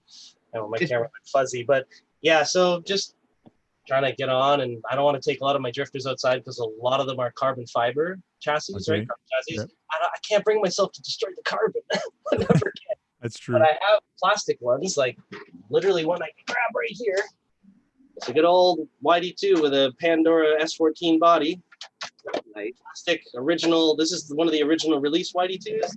Okay. So I can stick it wherever I want. And the YD2 still gives you, Wow. tons of lock right out the box, and then you do a little tuning, and they're very popular and very accessible. They have like 20 or 30 different flavors of the YD2. Oh yeah. It's very popular. They have one for every track, every condition, every Oh, yeah. setup, every surface. It's pretty wild. But you can make each one of them tune exactly the same and drive essentially the same if you want. So, it's not that big of a deal in that Yeah. sense. I'm just curious about something. Is it possible to, with the rear wheel drives, to have some type of torque vectoring system in it to help drift better?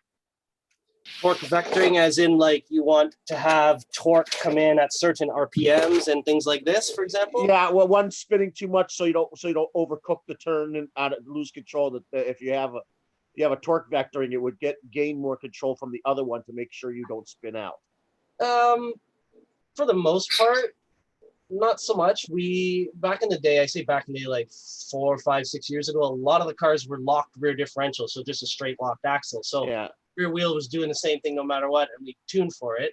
Then when other people started using MST type chassis, which have been around for a long time. The FXX is a well-known, long OG bad boy chassis. And that I think started with a ball differential, and people moved to a solid axle. Then they come back to the ball diff, and then Yokomo went with a viscous gear diff, like an oil-filled sealed diff with 10,000 weighted oil. So it was like LSD style action. So not so much torque vectoring, but that diff alone. And because then you have slightly opposite rotational forces, right? One's going a little harder than the other in a corner under load. It actually improves corner exit. So when you go into the drift and the car is drifting, right? You're going through. I'll grab my other Limited slip sounds like it would be the best thing you need for drifting. Right? You're drifting, right? This wheel, the inner wheel, is going to be doing a little less under load than this wheel on the outside going through the corner. But when you actually go through and you exit, because the wheels are at different sort of torque load, right? Being under load and the when you exit, the wheels, both of them grip up better, and you get a smooth corner exit, and you get a beautiful smooth exit, and it allows you to get good pace for your next initiation, for your next corner. Other cars struggled with this. Limited slip. I think limited slip is probably the best thing for drifting. It's got limited slip, like just us going just the YD2 alone, just the design, but then that viscous gear diff, that really changed it in my head. And I'm like, yeah, that's LSD style action. This is good actually. And then the teamed with all of the softer-ish drift setups a lot of us run. To me, a car has what, a 2-piston, 3-piston, or most typical basher, 2 or 3 piston shock piston holes. Yeah, depending. And you guys, the boys down there with Ricky Diaz and Detroit area there, you guys, some of them are running 6 to 8 hole pistons. So you got the plushest, the softest, the most like floaty kind of setup, but it allows the weight transfer to be very smooth throughout the car. Thus, the grip level when you're drifting is very nice. So there have been things like this that even I've come to learn that enhance your tuning, enhance your control. So then you're not so much messing with electronic setup, you're fine tuning little things on the car when you go to like 8-hole pistons and like changing diff oils and stuff like that. But you really don't need to get into. You really don't need to do that. So it's like a base YD2. That's a base YD2. I put no upgrades on it, light tuning here and there, camber, caster, etc. Few things through electronics in it and go. And people are like, what is this? Is this one of the newer models? I'm like, no, this is one from 4 years ago. And they're like, so it's pretty wild.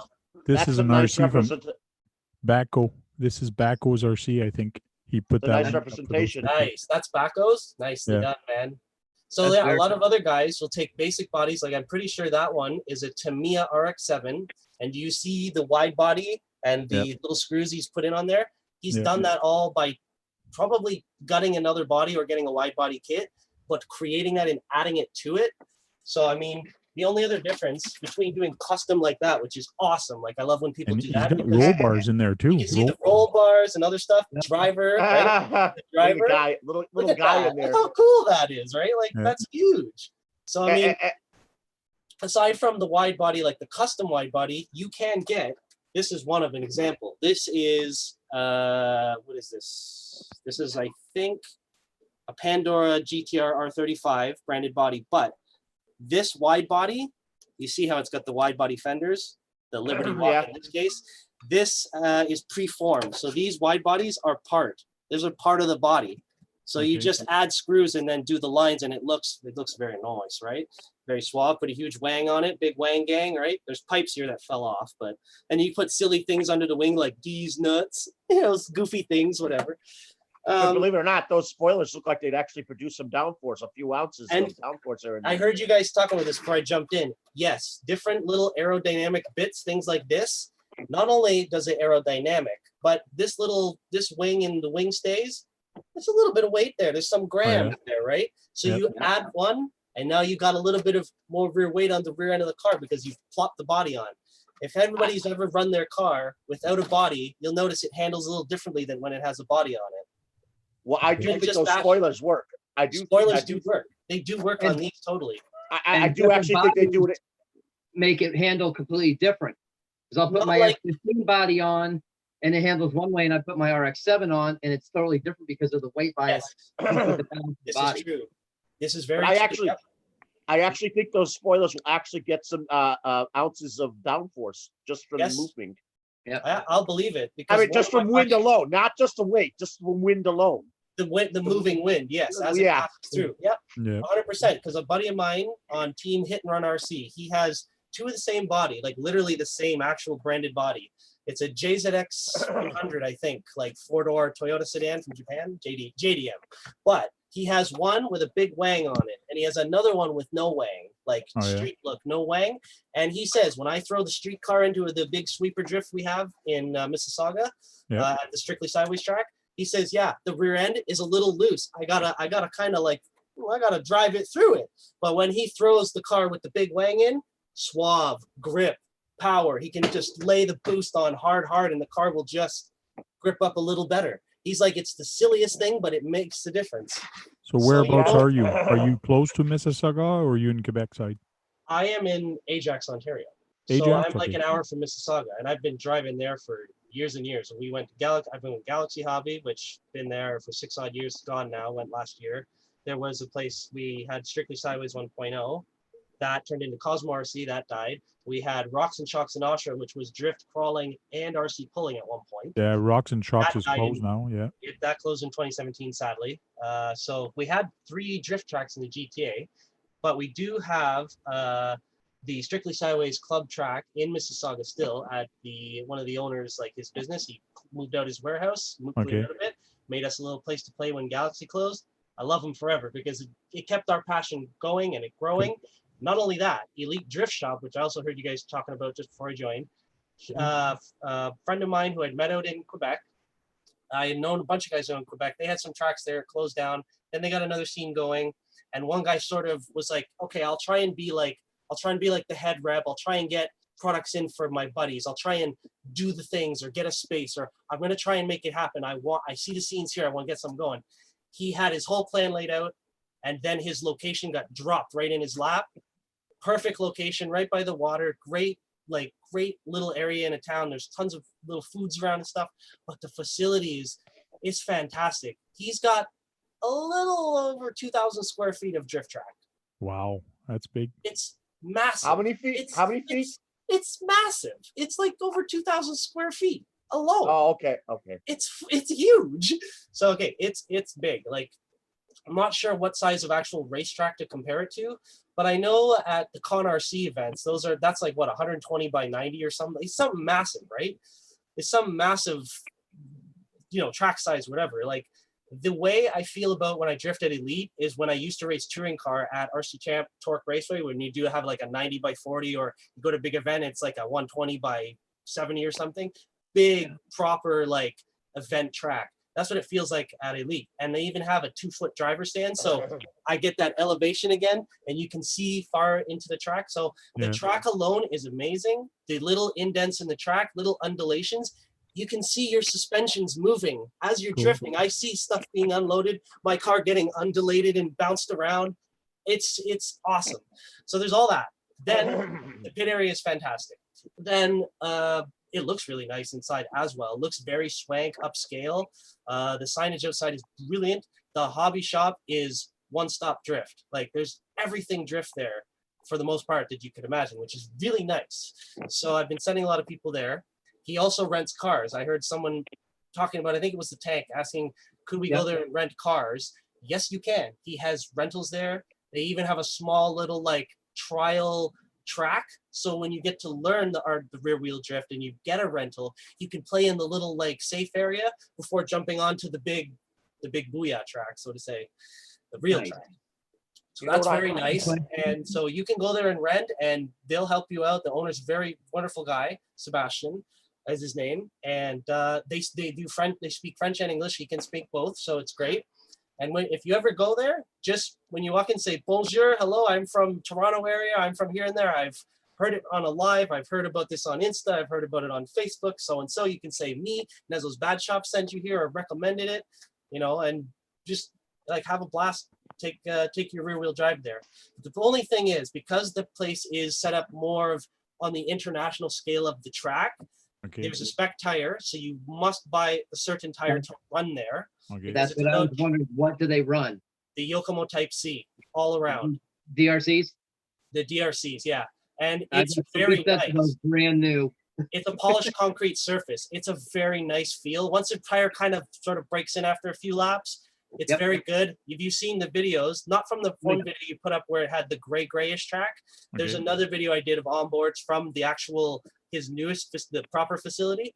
And you can see how we all sort of, there's one video, I'm running a plastic car. The car in front of me is like a fully done overdose, $3,000 unit, like every friggin' part's in this car. Then the one ahead of it is my buddy's, what he calls YD2 Stein. It's a conglomeration of a bunch of upgrade parts on a YD2. So it's a YD2 Frankenstein. And all three of us, different chassis weights, different setups, different everything. The tires were all the same.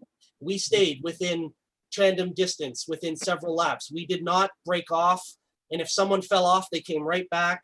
That just shows how well the tire and the surface works together, no matter what car you have. Yeah. So I made that video specifically for that purpose. So you have to run a spec tire, and it is RWD only, specifically RWD. And it's a, you mentioned it, Brett, just before when I got in. The biggest reason, four-wheel drives, too fast. To do any drifting, power. Once it's sideways, you're like, yeah, this is awesome. Yeah. Now how do I control it? Wall. Yeah. That's it. That's an end of it. And so for somebody with a $1,000 setup, or even a $500 rear-wheel drive setup, no. Just no. It's too rally. It's too powerful. Like Tamiya four-wheel drives, HPI Sprint 2, anything, even Sakura D4 four-wheel drive, they won't let you drive on a track like that. Like on our Strictly track in Mississauga, if you put on this Type C tire or like the certain tire we recommend for our surface, our polished concrete, and you can demonstrate you have basic car control, we will let you on our track. But usually when there's not too many people on. But the weird thing is you put the right tires on, like that are for RWDs, on a four-wheel drive or a counter steer CS car, Sakura four-wheel drive, and as long as the person has basic RC car control, they pilot it around the track not bad. Some of them even try and like half tandem, and a couple guys have been able to do it, but usually the grip or the speed whips them out or somewhere eventually along the line, because it's just not the same flow or control or rhythm. It can be done. Like on our track, I would run my all-wheel drives, but I would have the throttle turned down to bare minimum. Pretty much, yeah. But I would also be able, I've been driving those things forever, so I'd be able to keep up with everybody. You'd be able to do it. And do what I needed to do. Yeah. Well, I kind of feel bad then. That means my special build that I build, my drifter special build, that means I can't race it at special tracks, like because it's got custom tires. Oh, okay. Like because these are actually the ones I was talking about. These are 3D printed ABS tires. So Tank, here's the thing then. So at Elite Drift Shop, that's more of an international setup, like more harder core. Not harder core isn't the right word. It's more professional style setup, especially of the circuit and stuff, the track. So yeah, they wouldn't allow tires like that. But us at our Strictly track, because it's just a buffed in, lightly polished warehouse floor. It's nothing super special. Something like that, we'd be like, hey, that's friggin' cool. Like, go ahead, give it a shot. Just wait till the track's empty. Yeah. Give it a twirl. Why not? Yeah, I would do it when the track's empty. That would like be fun. We'd entertain that because our track isn't as serious, so to say. It's a nice professional style setup, but it's not super serious. We're not trying to preserve the floor as much as Elite is with the uber special, the really nice way they painted it and polished it several times and all that stuff. So ours is more chill, nonchalant in that sense. So I would say, yeah, bring that down to Strictly and, give it a whirl. We even had a guy with an M chassis, an M05. He put cameras in the front and back of the thing, and he chased us around. And because he had car control, perfect. And it looked amazing in the video. Oh, it was an M06. It was an M06. It's rear-wheel drive. I think. M06. RCCWR, Chris Rappel. That's Chris Rappel. Yeah, I know him. I've seen him here a couple times. Will, our photo. Yeah. Will's getting good at drifting, so I've been helping them, and like they're doing cool stuff like that. So I mean, it's really cool, and he does tons of crawling stuff, which I'm not well versed in. So it's nice we can gel and talk about all kinds of different things. Tank. I would say bring that down to like Strictly track. but like Yeah. not at elite. Bring it to show at elite because it'd be like that's freaking cool. Put it on the shelf, take some Yeah. pictures, but Be- just not like actually. Because it's got lighting, it's got lights, rear lights, red light, it's got interior light, it's got a blue tint interior light. It's really cool. I am going to put a Nice. driver in there. Nice. And it's on magnet, and it's basically a TT01, but there's a lot of modification done on this CT01. I actually had to stretch the frame. Oh, nice. Because here you see how much I stretched it. Yeah, to fit the wheelbase of the truck, right? Yeah, to fit the wheelbase, but it's the suspension in the front also. Like you. Oh, I see. Yes. TT01 is made like this. Yeah. But this suspension is actually right into the yeah, you've put it through A-arms. through the A-arm. Woo, that's neat.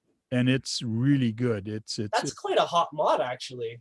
It's really neat how I've done it. And the servo, I had to move the servo different place because it tapers. Oh, I see it. It tapers so much that I had to move everything back. So it's really neat. The interior is full interior. I can put a guy in there, and Nice. it's neat.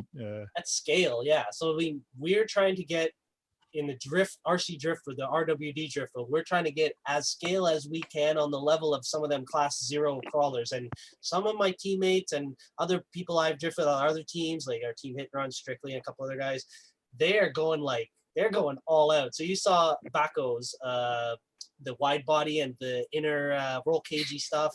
My buddies have got like, the driver figures. They've got like shifter arms moving, wheels going. Now they're going full engine bays. Like they're doing full 3D print engine block, engine bay, styrene, full subframe engine bay bit. And then like the motor in the middle, and then hood on, hood off, hood totally off. Like it's, and with full roll cage and everything. The amount of scale is blowing me away whilst making it still a fully functional RWD serious drift car. That's the challenge. But we're doing it now, and I'm like, I can't keep up, really. So I love it. Someone should make a kit that goes on the front end of an MO6, so you can make it a complete drift car because it has a rear engine in it, and they should have a steering system to put in it that does what you guys do. I've got something for you then. If you're looking for a new project during Corona season, 210 millimeter RWD drift chassis by RC Express. Remember them? They're still around. RC Express. They make an Espresso M1. It's a 210 millimeter touring car, 2-wheel drive, mid-rear motored touring car and drift car. You move 2 positions on the steering, and it moves from lock like this to lock like this. And it's enough. Throw a gyro in it, and it will drift. There's videos of it. And they make a K version, a 1/24th scale as well. But this is a carbon fiber, full red aluminum done chassis for about 245 American. It's a serious little car, and you put full 110 electronics in it, and it'll fit 2 10 millimeter bodies. All the Tamiya ones I've been waiting for. The small Tamiya bodies. But it'd be cool if the Tamiya actually made a drift chassis of the MO6. It would be cool. So I mean, Express right now is the only one that has one that's kind of like purpose made, and I've been dying to order one and get my hands on one, but I just keep putting it off. But that's and don't forget one thing. Don't forget the MO8. The MO8 is also a rear-wheel drive chassis that's on the small side, like the MO6. Yes. But the MO8's a newer chassis. They could do the same with that too. It's a possibility. I've even read Wrap Up Next. Brett, you've probably heard of Wrap Up Next within the upgrade. They apparently, I think it's already released. They have an M chassis plate a kit for the white. Yes, that thing is nuts. I was like, I fucking need that. I need that now. Yeah. Because when they did the whole rear motor thing, I was like, oh my God, Porsche mode, motor in the rear. For Frank there, if you wanted to go run on that other track with the spec tire, the Tetsujin Sunflower center for the wheel. Okay. One that looks like the NASCAR style. Yeah. That was with the DRCs on it. Oh, I have some. Oh, do I? The black outer. I have some. I don't know where they are, but I have some. Yeah, they look like a Steely. They look like they have blue and black, I think. It looks like they've got all sorts of colors. Oh. They've got white, blue, black, chrome, copper. Debating on dialing it up. Well, See, the main reason mine are the way they are is because they're actually 1.9 rims on my Yeah. truck, and Yeah. and they're actually 1.9, but the front are very thin, but the back are very thick. Yeah, they're because the different bo- widths. Yeah, Still the same inner diameter though, right? yes, 1.9? the inner diameter is the same, but the outer diameter is much bigger at the back because the rear wheel at the back was so big. I had to fill it up with something. So Some that's rims the here, main but I don't think reason. these are the ones. But it's kind of cool. That's why I was just saying for just to run on something like that for a track like that to get Yeah. some sliding footage. Like Yeah, that'd be even cool. you know the Team Raffi, these ones, the Team Raffi. Yeah, those would work. And then they've got the I other love ones these. with like the old Toyota steel wheels. Yes. That Yes. looks like the unicorn. That looks like the rims of the unicorn. Yeah, I have unicorn wheels over here because I have a That unicorn. surprised me. Hey, here's something. Well, I can't actually show it on the one car. The unicorn body. Okay, I have it right here because I bought one of the kits and sold off the chassis. This thing is wide. This is a wide girl with a big booty. Okay. 245. She got a big booty, but let me just do a little demonstration here because this is what I was most curious about, and I've discovered this about several body. Certain body post geometries they match each other. Which is Yes, really they neat. do. So here we have a Pandora, right? That one I showed earlier on Yep. posts. The old body post, the OG body post, which I Yep. always love, right? So I wondered first if the front body post geometry here, because you can do here or on the wider bit here, Yeah. some, I forget which the other brands are, but you know what I mean. HDI, So yeah. some of the others, yeah. So I was hoping this geometry would fit the front HPI, which I was already certain it did. So the unicorn comes pre-drilled with holes, which is like, a travesty because the thing is beautiful. They did a really good job on it. Yes. So I dropped it on to my YD2 here. Hold it. Where is it? Come on now. Find the And hole. because the rear end body posts are poking up, they won't fit in the rear body post holes. Look at that. Drops right on the front. Like perfect. Peach and cake. So then when these posts are not up like this sits perfect in here. And Cool. when Kenny Block takes two drive shafts out, he goes rear wheel. But the problem then is, I found out pretty quick, if you don't have wide rims, Yeah, you need 12 on that. yeah. Now it's funny, these Yokomos are these are Yokomo rims, and they measure these at like a 6 or a 7. And this Yeah, is those are almost 7. filling out this, where I needed like a 11 or 12 of these Raffles, or the other Scale Dynamics ones, those silver ones, those chrome ones. Yeah. So it does look perfect when I have stealths on the back. You can do that. But the other thing someone told me to make this look even more scalar up front, what are they? The Overdose scale body flat mount thingies. Those you couple that onto here, perfect. Mwah. So I mean, yeah, cool things like that. But you're right; those rims do look like the unicorn ones. The only problem is, I found with the unicorn tire on the stock HPI kit, they are huge. Like they are. Here it is. They are fat. Yeah. These are 26 mil, and the offset says 15 millimeter on this one. Yeah. The HPI's 15 is the same as everyone else at 12s. Yeah, the rear are deeper than the front. I have one here. Like I can't even mount the tire on the rim. It won't fit properly. Yeah. It just won't. Yeah, you got one there. Yeah. The HPI, they are more set up for their drift tires or running the rubber tires because it's got that inner ridge as well. Right. But at least the body post geometry matched on the front of the Yokomo to that HPI. Oh, And then there's other post geometries I found that mismatch here and there. If you've ever gotten or built an Eagle Racing kit, like ever gotten one of those, they do a lot of the Tamiya, like they do like the TTO2 FRD, TA05, stuff like that. Those body posts that they give are exactly the same as Tamiya's, and they fit every single Tamiya body style. It is brilliant. So that's cool. I've always liked that. 'Cause I've been a post Offset guy. ones as well for the different bodies. Well, I've always liked that anyway, but so I mean, the rims. I was trying to find the rims as well for you, Tank, so you could take a look at them. The ones that Brett mentioned, the Tetsujin Sunflowers. sunflowers. Do I have them on this truck?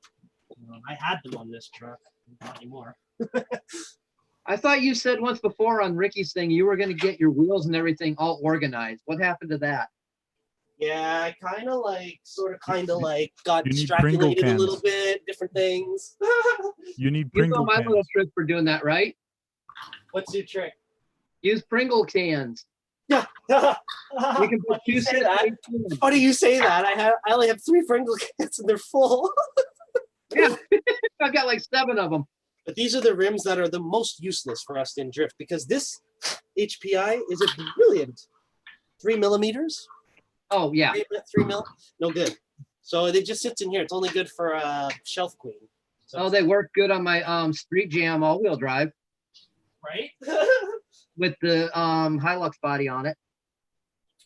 I'm trying to find another box of rims I had somewhere because they might have sunflowers in it. But those give you the old school, like you could do it muscle car look, race car look, NASCAR look. Like it's perfect for that. Yep. Yeah. But yeah, I have so many wheels. I just cannot ever like find the ones I'm looking for.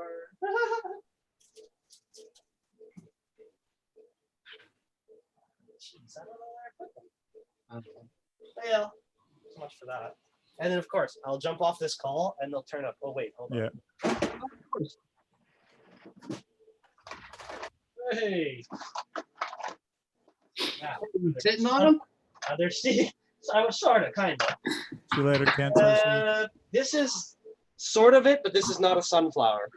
But that's Okay. the That's idea. another one I was talking about. That's the idea, though. Yeah. Yeah, that's the other one. That's the Scale Dynamics. They look like the old Toyota steel wheels. So there's those. It doesn't say what offset that one is, though. Those are normally about 6. Oh, that's all the wheels in that one.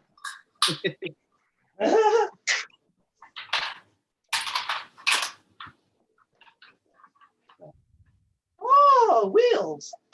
Oh yes! Oh, Jackpot! I thought I was dead. on wheels. Look, I wasn't kidding. I just wheels everywhere. But Yeah, glorious, glorious sunflower by Tetsujin. Yep. That's them. That's look at that. That's that NASCAR or what? Cool. Going racing. And the best part, it's adjustable. It's multi-piece.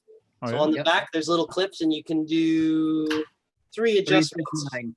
3, 6, and 9, right? Yeah. Yep. Yeah. So Tetsujin, yeah. There's several brands that make custom wheels, and they have the unique looking styles, whatever. So it's like you want to, like Brett said, you want that race car NASCAR look. Yes. Can't believe I found one. That's so awesome. Because I was thinking those are like the 5-spoke MSTs, so you can adjust This the is- off. Just This is that other Scale Dynamics one that does look like old Kragar style a little bit. A little bit. that's more like the early mini lights. Yeah. Kragars were what, 5 spoke? 5-spoke. Yeah. So Those this are like is 6. what are those overdose wheels? The ones everyone's looking for right now. Oh, is that the Work Emotions? Yeah, the ones that Ricky's got on his red 13. I think they're Works. Yeah, I think. Yeah, Those are popular. Well, you showed your street basher earlier, and this is my street basher that I use on the street for drifting. It's a Jeep. Nice. Yes.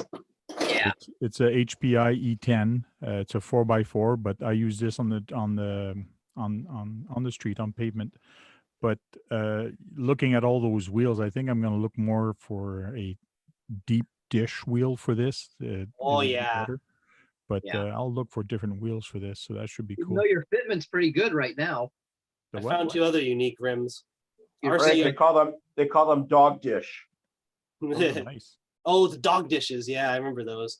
This one's a OEM style R32 Skyline by RC Art. So that's if you have an R32 body, which I had one somewhere. Oh, wait, right over here. Those would actually work on my 31 also. Yep. So this is a Pandora R32 Skyline, and if you put the OEM rim in the hole, You are correct. The work VSKFs. Cool. BSKFs, that's them. Yeah, so that's an OEM wheel for this body, which give you that look. And then, do you remember the original HPI aluminum tri-spokes? Oh, the Advan lookalikes. Yep. Yeah. Forgot I had these. Somebody anodized these, I think, or maybe they came like this. I forget.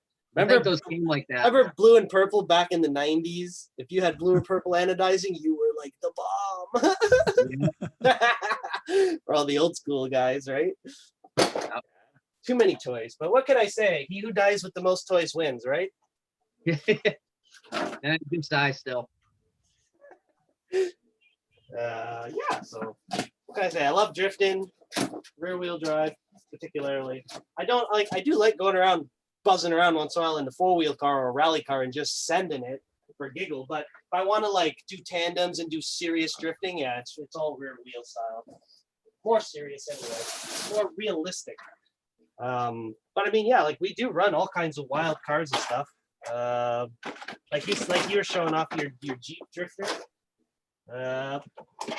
Get out another wild thing here. Euro truck, anybody? Yeah, Euro Truck Drifters. Yeah. Euro truck. This is by Yokomo. This body, this is long discontinued. Okay. They used to offer it in a kit, but I have a carbon chassis underneath it, full drifter, right? Yeah, this one's all red. This Cool. one's all red particularly, but if this one's running the truck body, because see how low this is in the back? Yep. No shock tower is going to really work there, but this is a lay down this is an R31 house GRK chassis it's called, but it resembles what you'd kind of see on a TT01 or an old Yokomo drift package, because everything is very laid down, and you see the shock tower is very low. So literally this body sits right on the shock tower right here. There's no With post. Tamiya truck like that, the Tamiya truck do the same thing, fit on there? Yes, a Tamiya truck will fit. Tamiya Like truck what I will have fit over on here. one of these. The front post holes, they'll fit the Yokomo YD2. Buddy's already done it. Oh, yeah. Cool. He took a Tamiya from the GTO1 kit, painted it all up, put it on his YD2, and sent it. I was tandeming this beside it. So yes, that will work. That will totally work. Aside from that, So if you Nizo really- in RC Nizo, you all do drift. That's the only thing you do, or do you do any? oh no, I other do thing? everything. This is a Do- soccer mom van. Okay.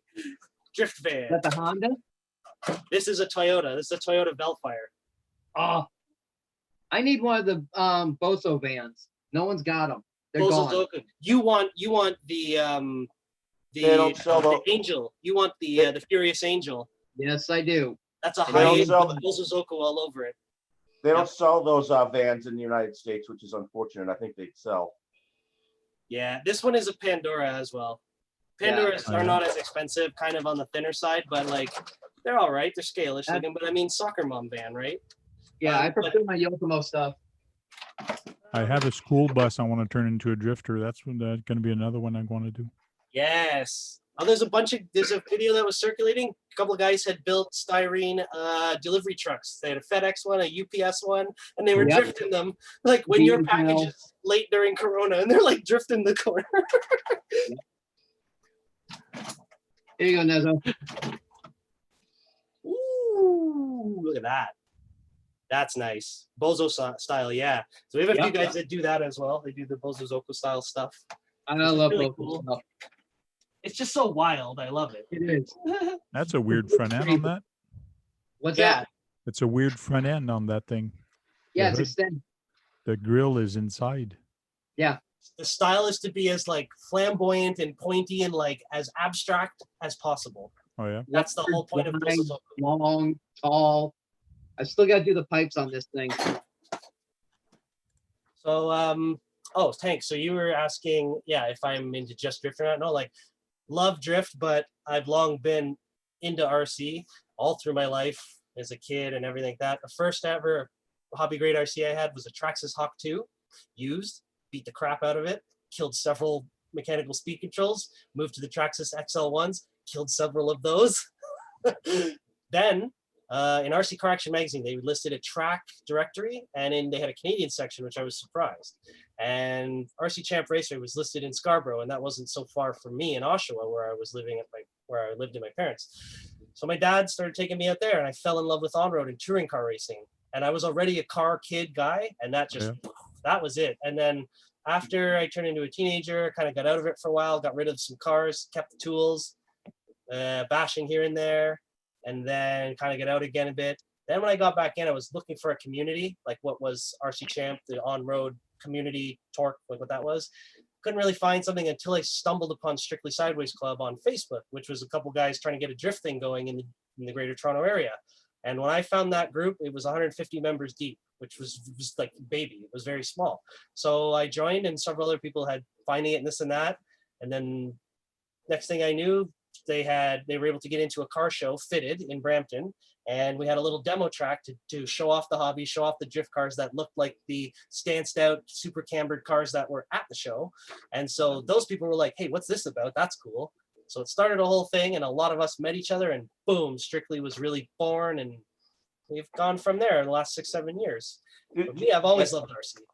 Hey, Nizo, have you ever watched those races in England with the touring cars, the 10 scale outside, and they also will race in the rain? I think that is cool as hell, because yes, races still happen in the rain. I think it's cool when I see them running through the water and everything. It's so cool. Oh, even have you seen the F1 Italian series on Facebook? They rip those F1s in the water. Oh, the rooster tails in the accidents. Oh, the accidents are brutal. Because it's true, because it rains, they don't stop racing. They just put different tires on the car. They go. It's amazing to watch. So I really want to do that. Wet drift, particularly. Set one up. Wet F1, like just like I have an X Max. I have a crawler that's waterproof. I've had the RTR Kenny block, and I send him slow mo through the waters, right? Because it's waterproof out the box. Pay attention to Tamaya.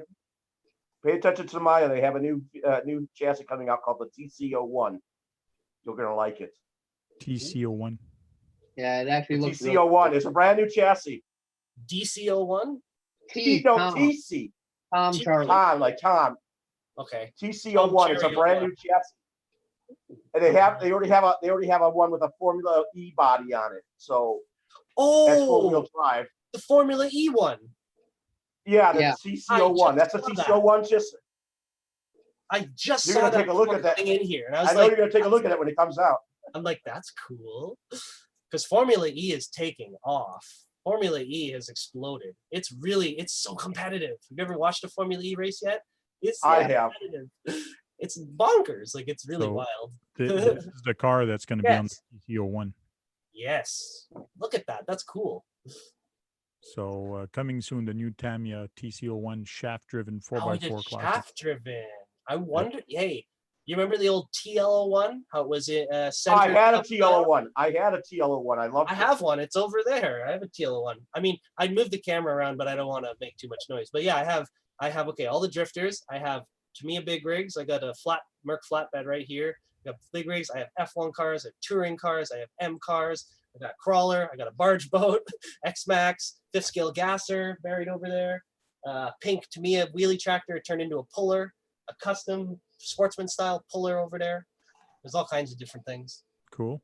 Yeah. Wait, hold on. If I'll mute the mic and move it around.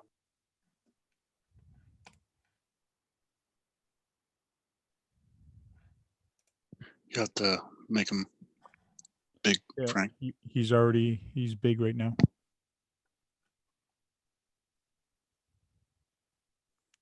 So we're getting a private tour. Yeah.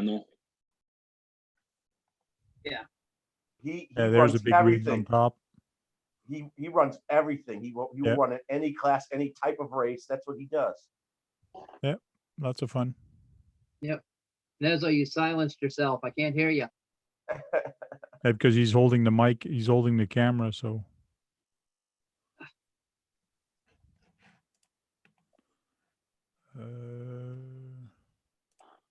I like a semi sitting there. Yep.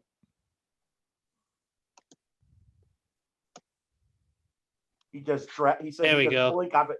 I'll try not to make a lot of noise, but I muted it on purpose so I wouldn't make a lot of noise. But that's the bad shop now. So it's in disarray because I've been cleaning the rest of the garage and sorting stuff. But Yeah, your scale garage is very cluttered. yep. But this right here, that's a Merc 18. What's it? The 1850 delivery truck. Just yeah. didn't put the box on it. Instant flatbed. You That's got police lights on See? top. Yeah, got the wrecker lights on it. You know what I mean? Like it's all liveried up, and even the bed of it is all stickered up, liveried up, like it's a real flatbed. You know, so literally it'll fit a 10 scale car because it's 14 scale rig, and it Yep. does just look scale just enough because it's short, flat front cab. But a M car on that looks epic. It looks perfect. So that's all that stuff. If I go up this way a little bit, there's a couple drift cars and an F1 See car. you to later, be a- Sean. See you, Sean. There's Hi, an Sean. F1 car up there.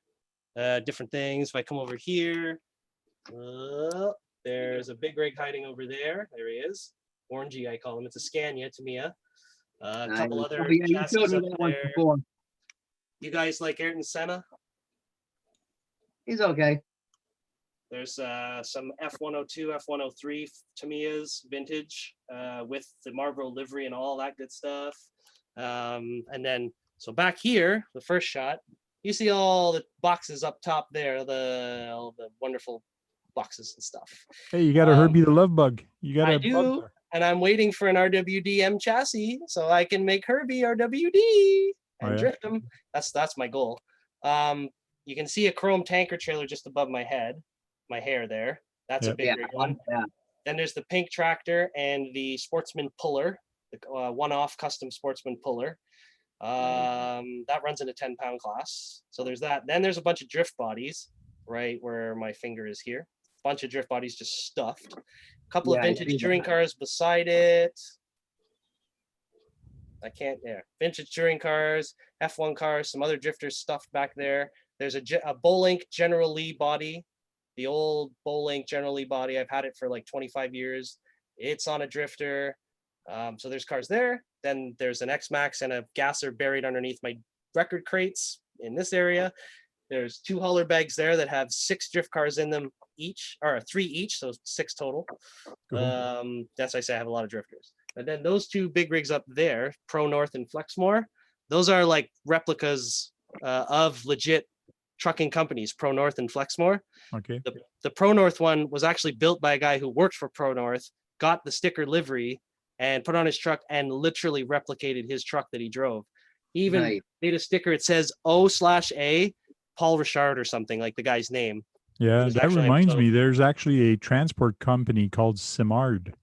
Yep. I should make a trailer with Simard because that's my last name. I should make a trailer like that for my. Why rig. not? Right. So I mean, go. I like those because I got them in a good deal. The Pro North one has the original Tamiya light and sound kit and like a good amount of stuff in Oh, it, but not a full MFU, but the light and sound and a bunch of other, niceness, well maintained. The Flexmore has a full MFU, and has the radio and everything else. But these 2, he built them back in the 90s. So these Oh, are yeah. the vintage Tamiya numbers. These are collectible. So these really aren't going anywhere. And we know how we are with vintage Tamiya, right? Yeah. Vintage Tamiya. Oh my God. Yeah, with the MFU, you can't run the new digital servos at all. They aren't. No. Yeah, so you can't do that. So I mean, all that has the original, that has all the original bits in it. There's an old Airtronics stick radio with NiCad batteries that still work. Nice. On the other side of my car, the only last things that you can't see underneath here is an original Clodbuster. Well, you can't really see it. There's an original Clodbuster, and then there's a re-release Clodbuster that I built that I could beat the crap out of. But the original Clodbuster I got as a gift. A friend of my dad's was going to throw it out because they were cleaning out their basement. And my dad's like, this kind of looks kind of nice. Maybe my son might want it. You can throw it out, right? Yeah. Message him. Dad sends me a message. Hey, you want these RC cars? Well, maybe. Are they Radio Shack Tyco? Like, I don't want that. Sends me a photo, and all I see zoom in, is it says Clodbuster on the door. And I'm like, where is this? Where is it? I'm coming to get it. He's like, oh, where it's, is it? at How my long did it get friend's. there? It's at my friend's house. It's probably like, the friend 10 blocks from your house. And I was like, I was at the track in Mississauga. I boogie boarded home like fast. I boogie boarded to their house. They had the Clodbuster complete, missing the lights, but complete with a NiCad battery radio. They had a Hot Wow. Shot 2 as well, and a Murray Marui Ninja Star or whatever it was, a Marui, one of the Marui ones.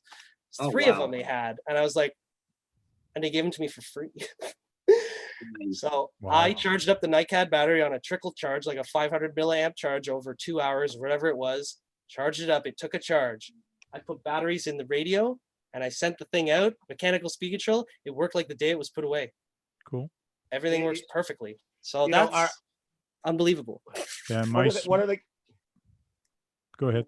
what are our guys who's unfortunately not in the chat the last 2 days, which is weird.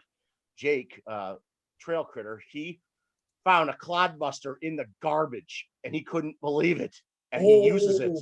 Wait a minute. And what a find! Someone threw it away, not knowing what they had. Yeah. And he got it.